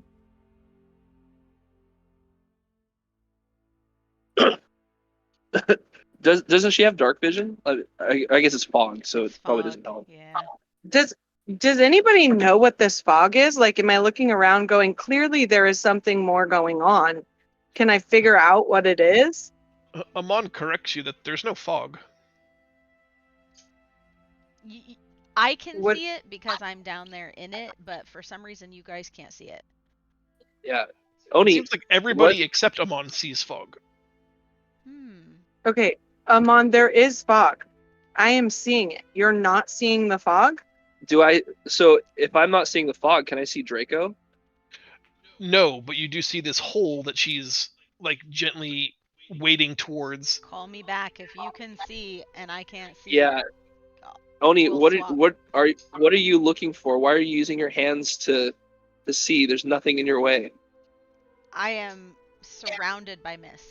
I can't see anything. Okay, get back up here. There's something wrong with what you're seeing. Okay. So we're gonna swap out. I'm gonna go down instead. Wait. You can't see the mist, but you can see a giant hole. And we can't see the giant hole. We can see the mist. Does anybody know what is happening? Is there a creature that's making this happen? Does anybody have, like, hello? I just know that I can see better than you guys right now. Yeah, you so can't just go into the hole because we can't see the hole. So if you go into the hole, we can't get you out of the hole. But if he can look down, because he's still going to be tied to us, right? We'll have the rope. If he can just look down and see if he can see Draco, that's who we're looking for. Maybe Draco fell. I just lost all of my audio. Oh Video. no! No, we have audio, no video though. I don't know what happened. it's the mist. While you were debating what to do, you can hear the soft cracking voice of Draco pleading for help. Go. Who can hear it? We Draco, rotate can the you hear rope. us? I shout down, Draco, can you hear us?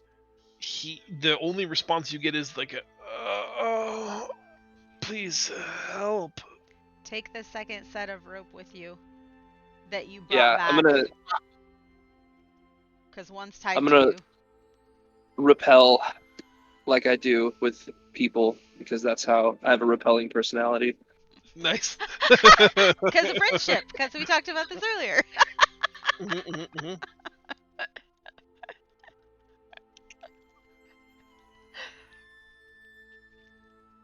Cause friendship. Okay. Because I don't know about friendship. But you're a really good sister. So Well, no, John's the can one you that guys doesn't see have my friendship. video? Can you No. do you guys see my video? Mm-mm. I only see John and myself. Hi, nice. Now, Oh, now I there's see you. Ren. Oh, no, she Oh. disappeared. Now you disappeared. Oh, there you are. I Now see I that see you. face. There you go. All right, cool. We're back. We're back in action here. Excellent. All right, sorry for the Okay, so we So I can wanna hear repel. Draco. Mm-hmm. You And I'm hear gonna take the Draco's extra rope voice. down. Sounds Hmm. wounded Okay. and he's begging for help. Amon Great, is going cool. down into what we perceive as mist, but he is secured to the rope, so we can pull him back if needed. Hmm. Okay. Amon gets to the bottom of the ravine, starts rappelling into the giant hole in the earth. Is that true or false? Yeah. I mean, Or just unless there's down something I into can it. see that would give me reason to. The Not inside of see. that hole in the ground is so dark. Without dark vision, you really can't see your hand in front of your face. You'll need a torch or a lantern or a My light spell. internet keeps crashing. You could holler I have a down to torch. him, because, if our fire druid is down there, he might be able to give you a light. I Yeah. love fire druids. I'm gonna. Yeah, Draco, if you can hear me, Light a I- torch. set something on fire. Light him We'll up, be like, up, "Yeah, light him up, I up, do. up. I do torches have. together. I do have 10 torches, and what I need to light a fire. So I'm just gonna light a torch as I Mine was a deep cut. It was go down. from the band Me Without You. If you've never listened to Me Without You, highly recommend. 10 out of 10. Anyways, do you remember that song? Yes. Yes, Okay. totally. Yeah. It was on a lot of movies as well. No.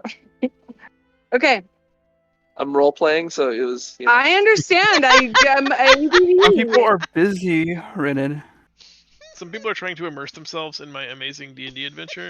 I mean, Michelle, since we're kind of Uh, going out of the game right now. At this point, I'm my going to call it brain- D&D without you. Oh yes, I'm gonna make a shirt. Okay. Is Draco lighting a torch? I Well, I really, am. really, I Oh. don't want to derail this any further, but I really wish. Is Michelle's video frozen for anyone else? No, I see her. It does every once in a while, but no, I don't see anything right now. I just see you and I think- myself, John. For Nice. I want it to freeze like this. Is that what the kids do these days? There was a funny one earlier where you froze like this.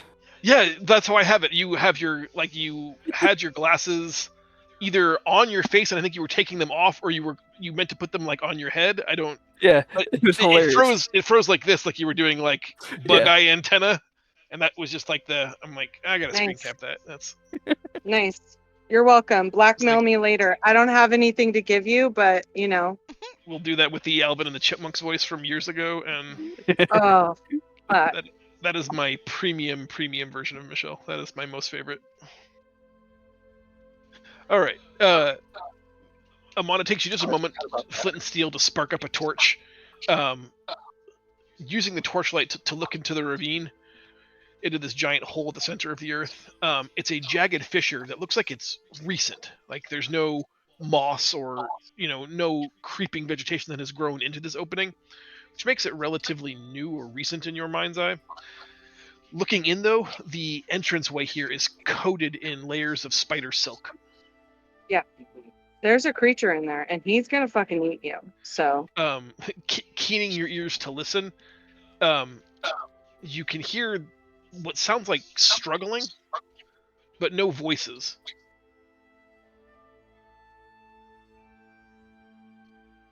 I'm just gonna proceed with caution. I have a torch in one hand and a rope in the other, so there's not much else I can do. Am I still repelling, or have I reached some kind of Dangling now foothold? about 20 feet down into the thing, you are touching down at the bottom of this crevasse, and there's mushroom growth all around you. There's a soft yellow light that's casting like vaguely campfire levels of illumination. There's a exposed area of the floor here that's just, it's not like magma glowing, but it's just, there's a crack in the world that's glowing orange is the best way I can think to describe that to you. And you notice that against the far wall, in spun spider silk Draco is attached to a wall, 4 points, arms and legs, and a small Goliath spider is working on spinning him into a handy snack. Oh, just a small Goliath spider. You look around, and this whole crevasse is coated like the interior of a vase in just wall-to-wall spider webs, and there's an orb weaver's tunnel at the very back end that looks like Hey, the entrance or hey. exit from a massive nest. Wait a second. Wait. Okay. Please works. No. Stop. I'm okay. Hold up. Wait a minute.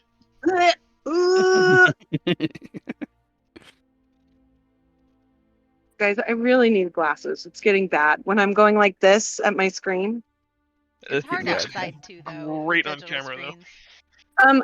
I have an oil of slipperiness. I wonder if that would help you to avoid sticking to the silk.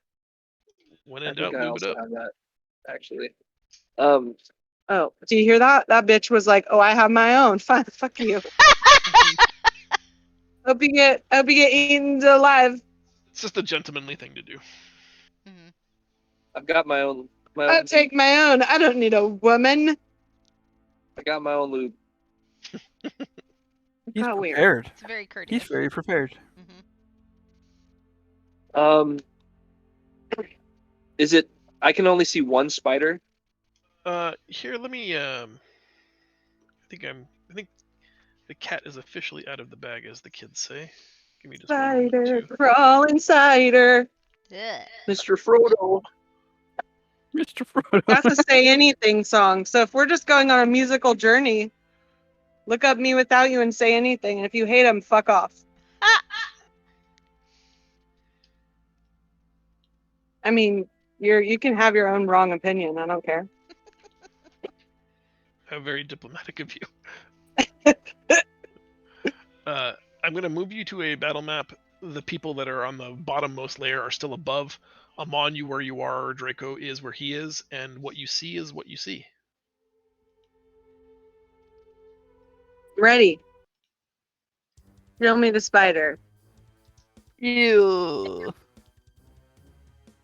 It is a large Ew. map. You may have to zoom out some, and we are at the southern end. Ew. So much grossness. I see nothing right now. Still loading for me. Hey, You we need found glasses. Draco. Oh, well, there's 4 of them that I can see. Keep scrolling down. Oh, geez. There's 6 of them. Keep going. Is there more than... Oh, my God. No, I only see 6. There's only 6. Does Amon tell us? Because we could disconnect ourselves I was and follow literally- his rope down.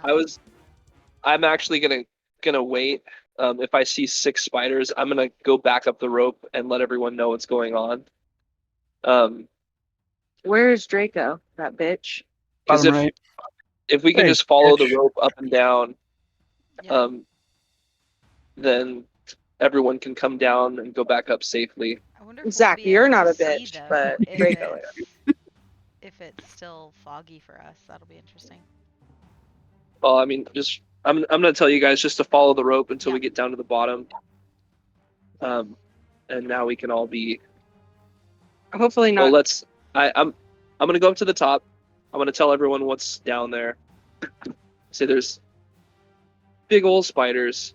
I would like to drink my oil of slipperiness. I don't know what that is, but I'm gonna do it.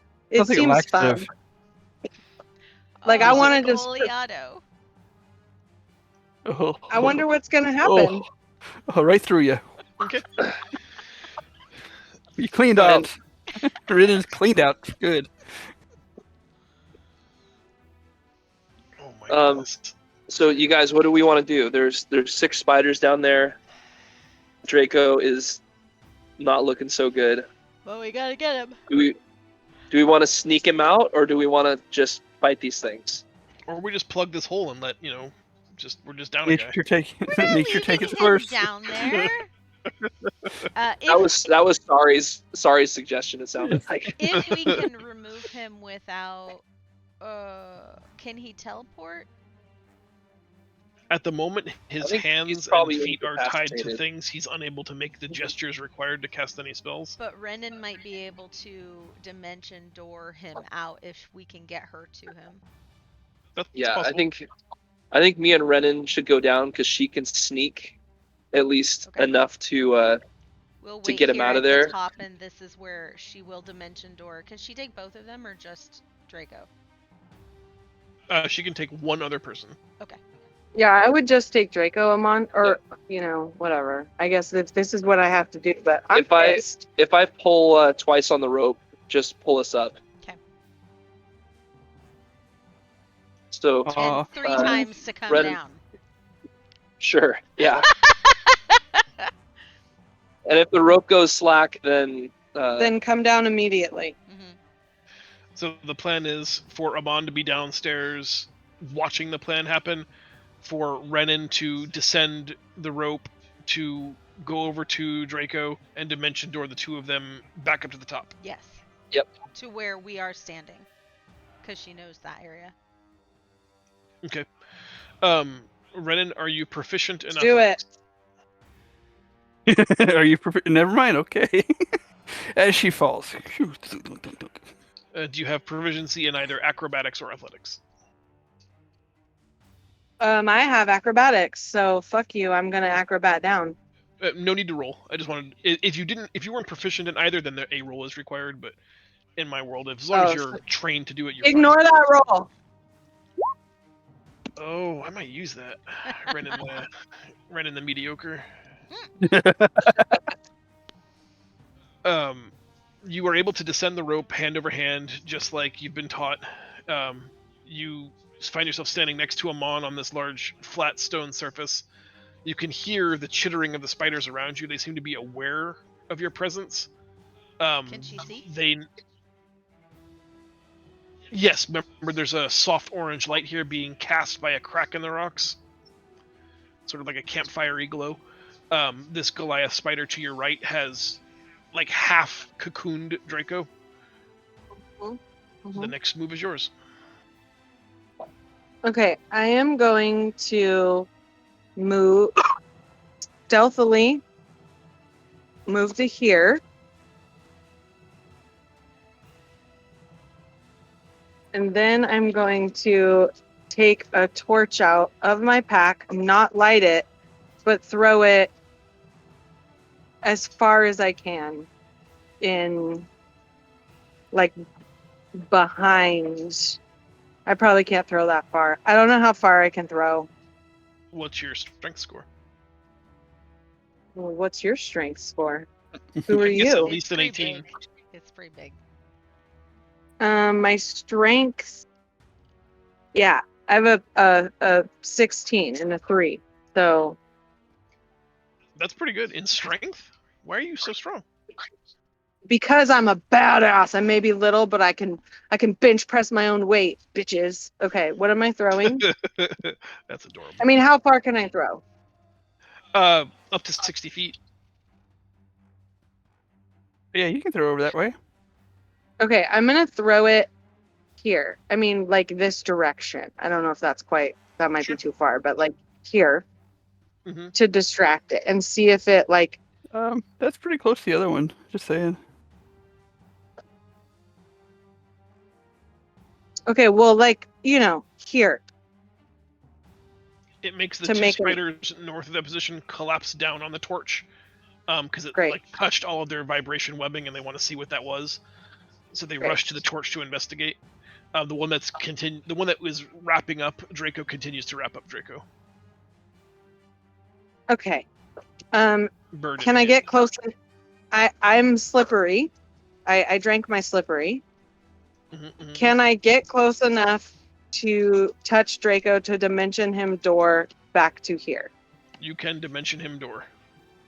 Okay, I would like to do that. I would like to grab him and go to here with him. Okay. But also, I This is- sent Amon back up. No. Why? Because you're gonna get killed right now. Because they're gonna know we're here. If Draco just disappears, I'm not leaving you down there by yourself. I'm dimensioning door back here. Yeah, and as soon as you do that, I'll climb back up. Okay. All right. That's what happens. I think this is the first time you're using that property of the cloak. Do you want me to describe what I think it looks like, or would you like to describe how the cloak operates? No, I'd love to hear your description, actually. I see it as you touch Draco and you take the coil into the cloak and sort of wrap it around yourself and him, and it creates this swirling vortex of lavender energy that just Mhm. boom through it. Now is a window to the top of the hillside. In this like picture glass of images, you can see Hoppy and Oni staring down, and as you just gently step through it, you appear directly behind them, joining them and peering down the black hole of infinite darkness. The lavender hole closing up behind you. Cool. So that's what happens. We've recollected Draco. And I just drop his ass at Oni's feet, and I'm like, you owe me, Oni. This. You lost this. Yeah. You lost this? It's not mine. All right. I'm gonna wait here for Amon.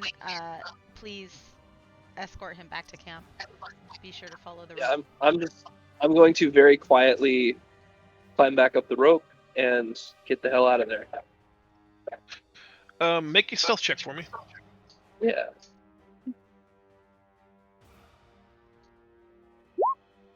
Oh, jeez. No! Oh, it couldn't have been even better. Yep. Yep. Yep. You very quickly ascend. You're so proud of yourself. Like you decide that you know what, you're gonna just vault the last way up out of the ravine. Like just you don't need handholds and fiddles. You're just gonna jump and double hand it and vault yourself out. And in so doing, you pull a giant chunk of the ravine's ledge off with you, barely hanging on to the edge. The huge chunk falls. You can hear the screeching, the chitinous screech, the call to arms, all of the pairs of 8 sets of legs moving at a time. There's a clicking and clattering. You're above the hole now, but you can hear the screeching from below. What do you guys want to do? I'm yelling at Hoppy to pull with me, and we are going to pull him the rest of the way to us, because he's still secured to the rope. Yep. I have doesn't take- lost my mini. Much for him to just be like, studio dummy zipped all the way up to the top of the ravine's edge. The spiders are definitely coming. Do you have a plan for that? Is your plan just to run? We're going to the camp, and we will do. I mean, we've got him in a decision once we're bottleneck right now. We've got him in a bottleneck right now. I think we should probably make our stand here. But our party is split. We don't have Sorry. Oh, we you sent don't it have back. Draco Yeah, and okay. Brennan. Yep. We need to Yep, go let's back go back. to the and choose to move as a group. Yeah. Back to back. Yep. Question: have you cut me loose yet? Because I'm still stuck in the spider web stuff. That's up to Renan and Sorry. Okay. But if you are not loose, I will make it so as soon as I get back to the camp with Okay. them on. In Make it so. in a twisting bit of amusing fate, Sorry just muses to Renan that he was probably bound for a reason. You should probably leave him bound, right? Sorry's a bit of a bitch. Yeah, exactly. And I'll just like stick one of my like teeny tiny knives in his hand and be like, "Good luck, bud."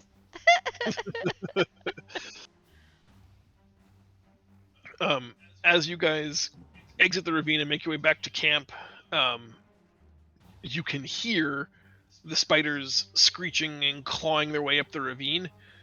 You make it safely back to camp. You do the classic warriors, circle up back to back, expecting an imminent ambush, but it never comes.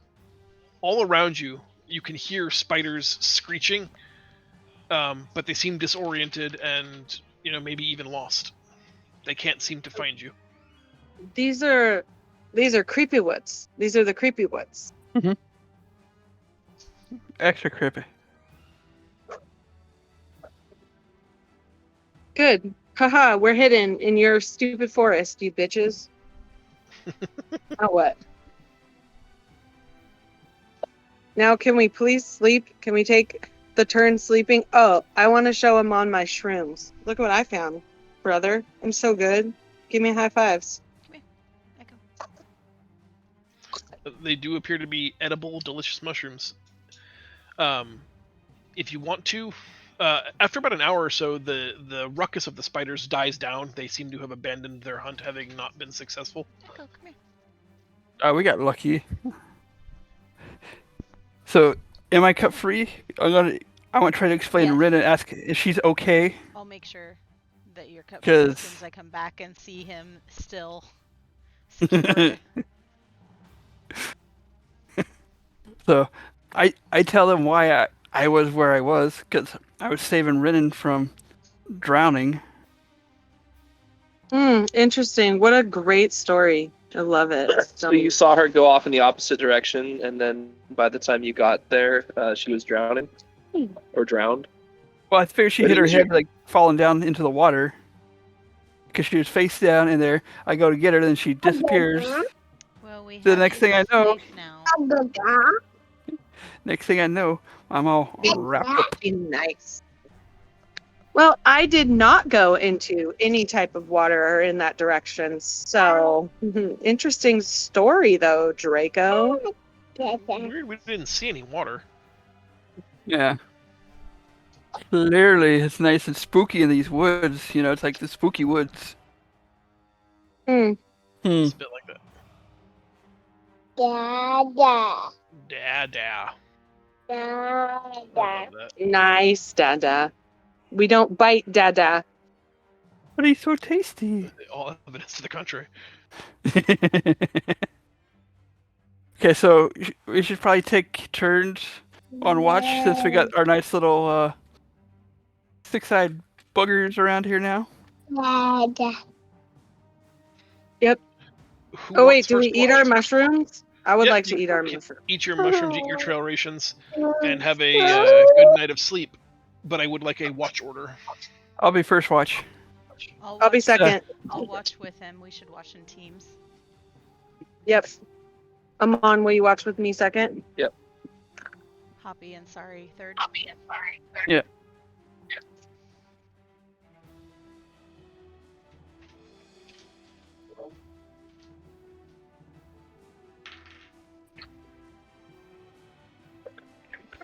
Rolling those real Rolling dice.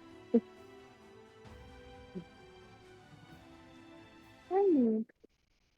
I like the woods though. They're pretty. Woods are pretty. Everybody gets a pretty good night of sleep. Amon's and Renan's or Oni's watch comes and goes. Amon's watch comes and goes as Amon is handing it off to the third watch. He and Renan take their rest.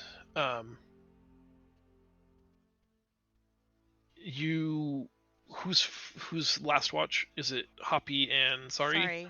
Yep. Hoppy, you are doing like the awkward conversation thing of like trying to just make mild small talk with someone you don't know super well. You know some of these people because you've been traveling with them, and they know her super well because they grew up with her. But you guys are basically perfect fucking strangers. So while there's a lot of love for each of you, you don't know each other at all. So you have these, long silences where no discussion is had between the two of you. The night stretches on for much longer than your 2 hours should take. And you start to get very, very sleepy to the point where sometimes your chin touches your chest and you snap back up awake like, whoa, I'm here. No, I'm up. What happened? No, we're good. And that happens a few times. He's hungry. Don't bite Daddy. He's going to bite you. He's going to bite you. The third time it happens, you you find Sorry is asleep. She has taken her bedroll and just put it up against the tree and has fallen asleep, sort of leaning into it. And as you go to wake her, you find you are unable to do so. Uh-oh. You're muted. Uh-oh. Still muted. Am I muted? No. Hoppy. No, you're not muted. I hear you. We're not muted. Nope. Mark is muted? Okay.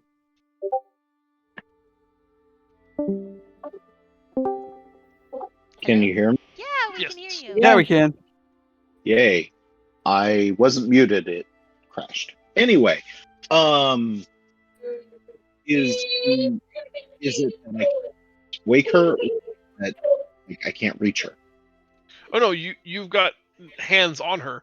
Okay. She won't wake up. And the more you try, the more it seems like she's in a nightmare.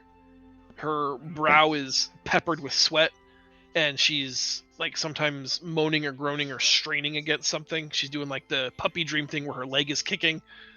Um, and then I'm gonna something otherworldly happens, Hoppy.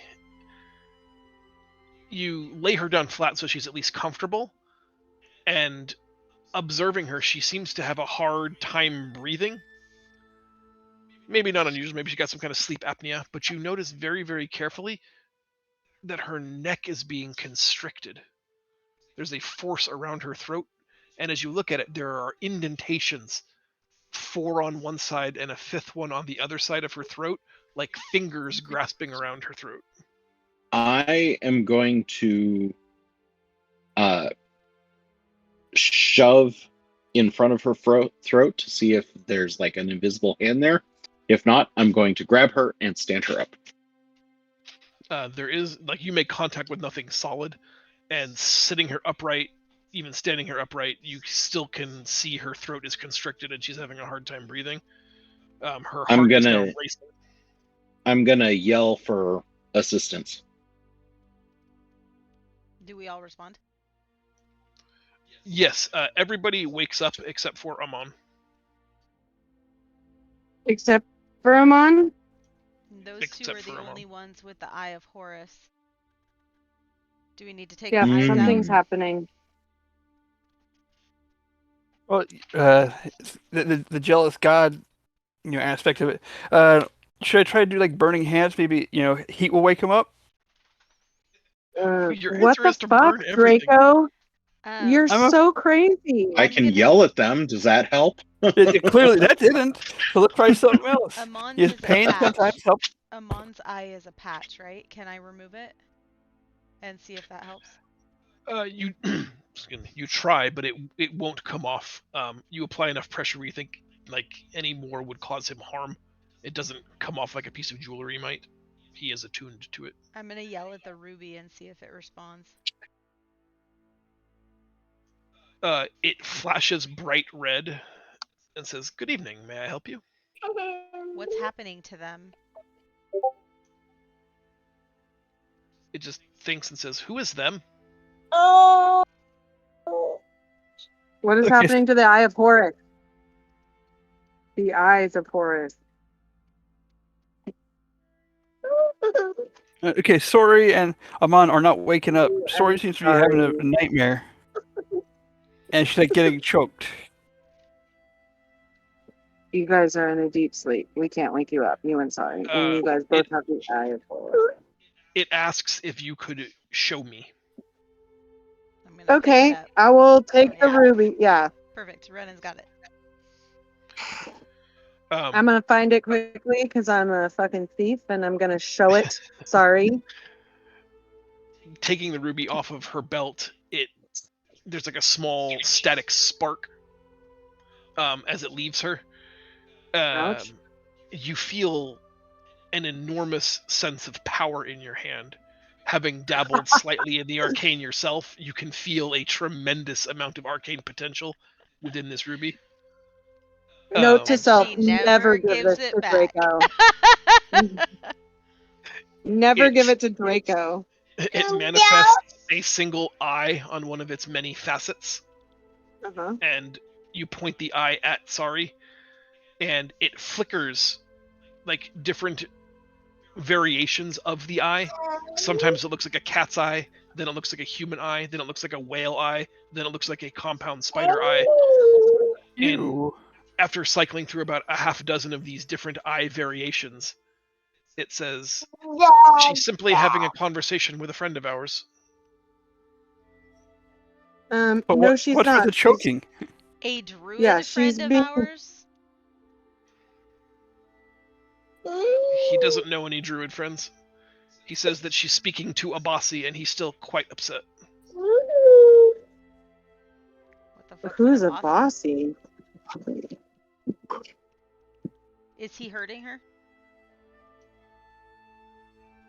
And what is Amon doing? He tells you that Amon is unfortunate collateral damage since they share a neural link. Hmm. Abasi means only to kill Sari. Who is a bossy? Who is a bossy? He says Brennan's Abasi was our Abasi. cleric. Was your cleric? What happened to him? Abasi. What? How do we stop this conversation?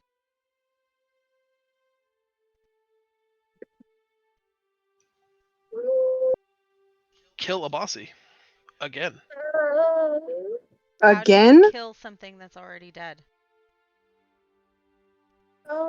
With a giant sword. It just keeps repeating insufficient knowledge, insufficient knowledge, insufficient knowledge. How do we That end the worked out. conversation with the bossy? While it's saying insufficient knowledge, at the exact same time, both Renan and Amon gasp deeply for air and immediately snap to consciousness. Do you mean sorry? Sorry, yes. Okay. I'm going to do that a few more times. So I'm they're sure. back. Yep. She has bruising around her throat. Like there was physically a hand there crushing her larynx. Amon has only like the passing, sore throat and having a hard time catching his breath, but no like visible marks or anything like that. I'm gonna look dead ass at her and be like, "What isn't a bossy, and why is he trying to kill Amon?" She's coughing, trying to catch her breath and get her feet under her, and she says what the ruby said, that Abasi is most likely only trying to kill me. I'm sorry that we were connected, she says, glancing over at Amon. Gaga. Okay, well, And how do we make she sure that... just her feet, she asks him, did you see everything? We saw Just me you that? being choked and tried to pick you up, and She is only making eye contact with Amon. She's asking if you saw everything. What did I see, John?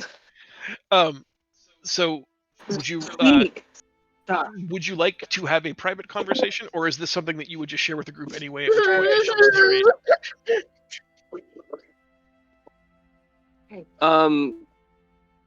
I don't think it's necessary. I'm probably gonna relay it to everyone anyways. Okay, as long as you're fine with that, then I'll just share it with the group now. But it's up Keep to it you. simple. This is something that only you had seen, so. Yeah. No, I feel confident that I wouldn't keep any secrets from the group. You went to bed and fell asleep and started to have a dream. And in this dream that quickly became a nightmare, you relived a moment as Sari. You were sharing her dream, her nightmare.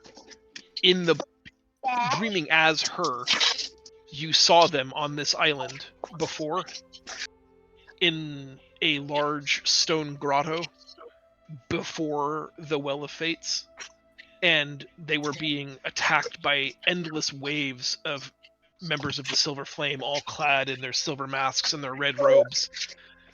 And this man with a brilliant crescent fire halo on him, carrying a shield and a mace, looked at her and said, "They're never going to stop. You know what you have to do."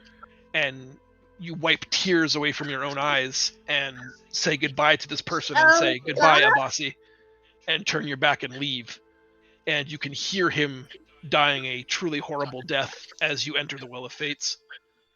And then there's like a hard jump cut to darkness, and the discorporated spirit of the former friend and cleric Abasi now lies in darkness somewhere on this island, unable to complete his mission, and has misunderstood his cleric's oath of vengeance and has decided to take vengeance on a person he holds responsible for his own death. Sorry, and won't rest until she's dead. Wow. Awesome. She's a lot like her So- sister. Making friends everywhere. So when Sorry asked me what I saw, I'm just gonna say yeah, I saw it. And I'll relay the story to everyone at maybe a few minutes later, but I'm gonna take a second to kind of recover and just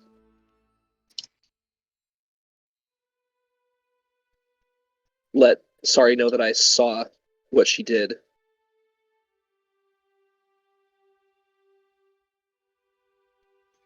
She's having a Are hard these time, everyone? like, not crying in front of the family, especially you.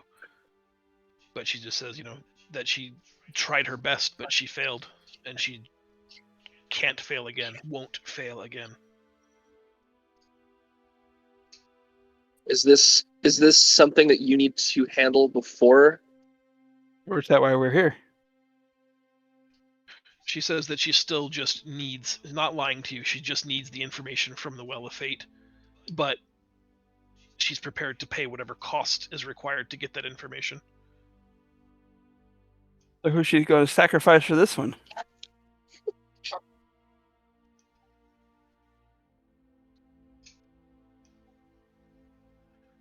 She ducks her head, breaking eye contact from Draco. I lost audio for a minute. That's harsh, but perhaps not untrue.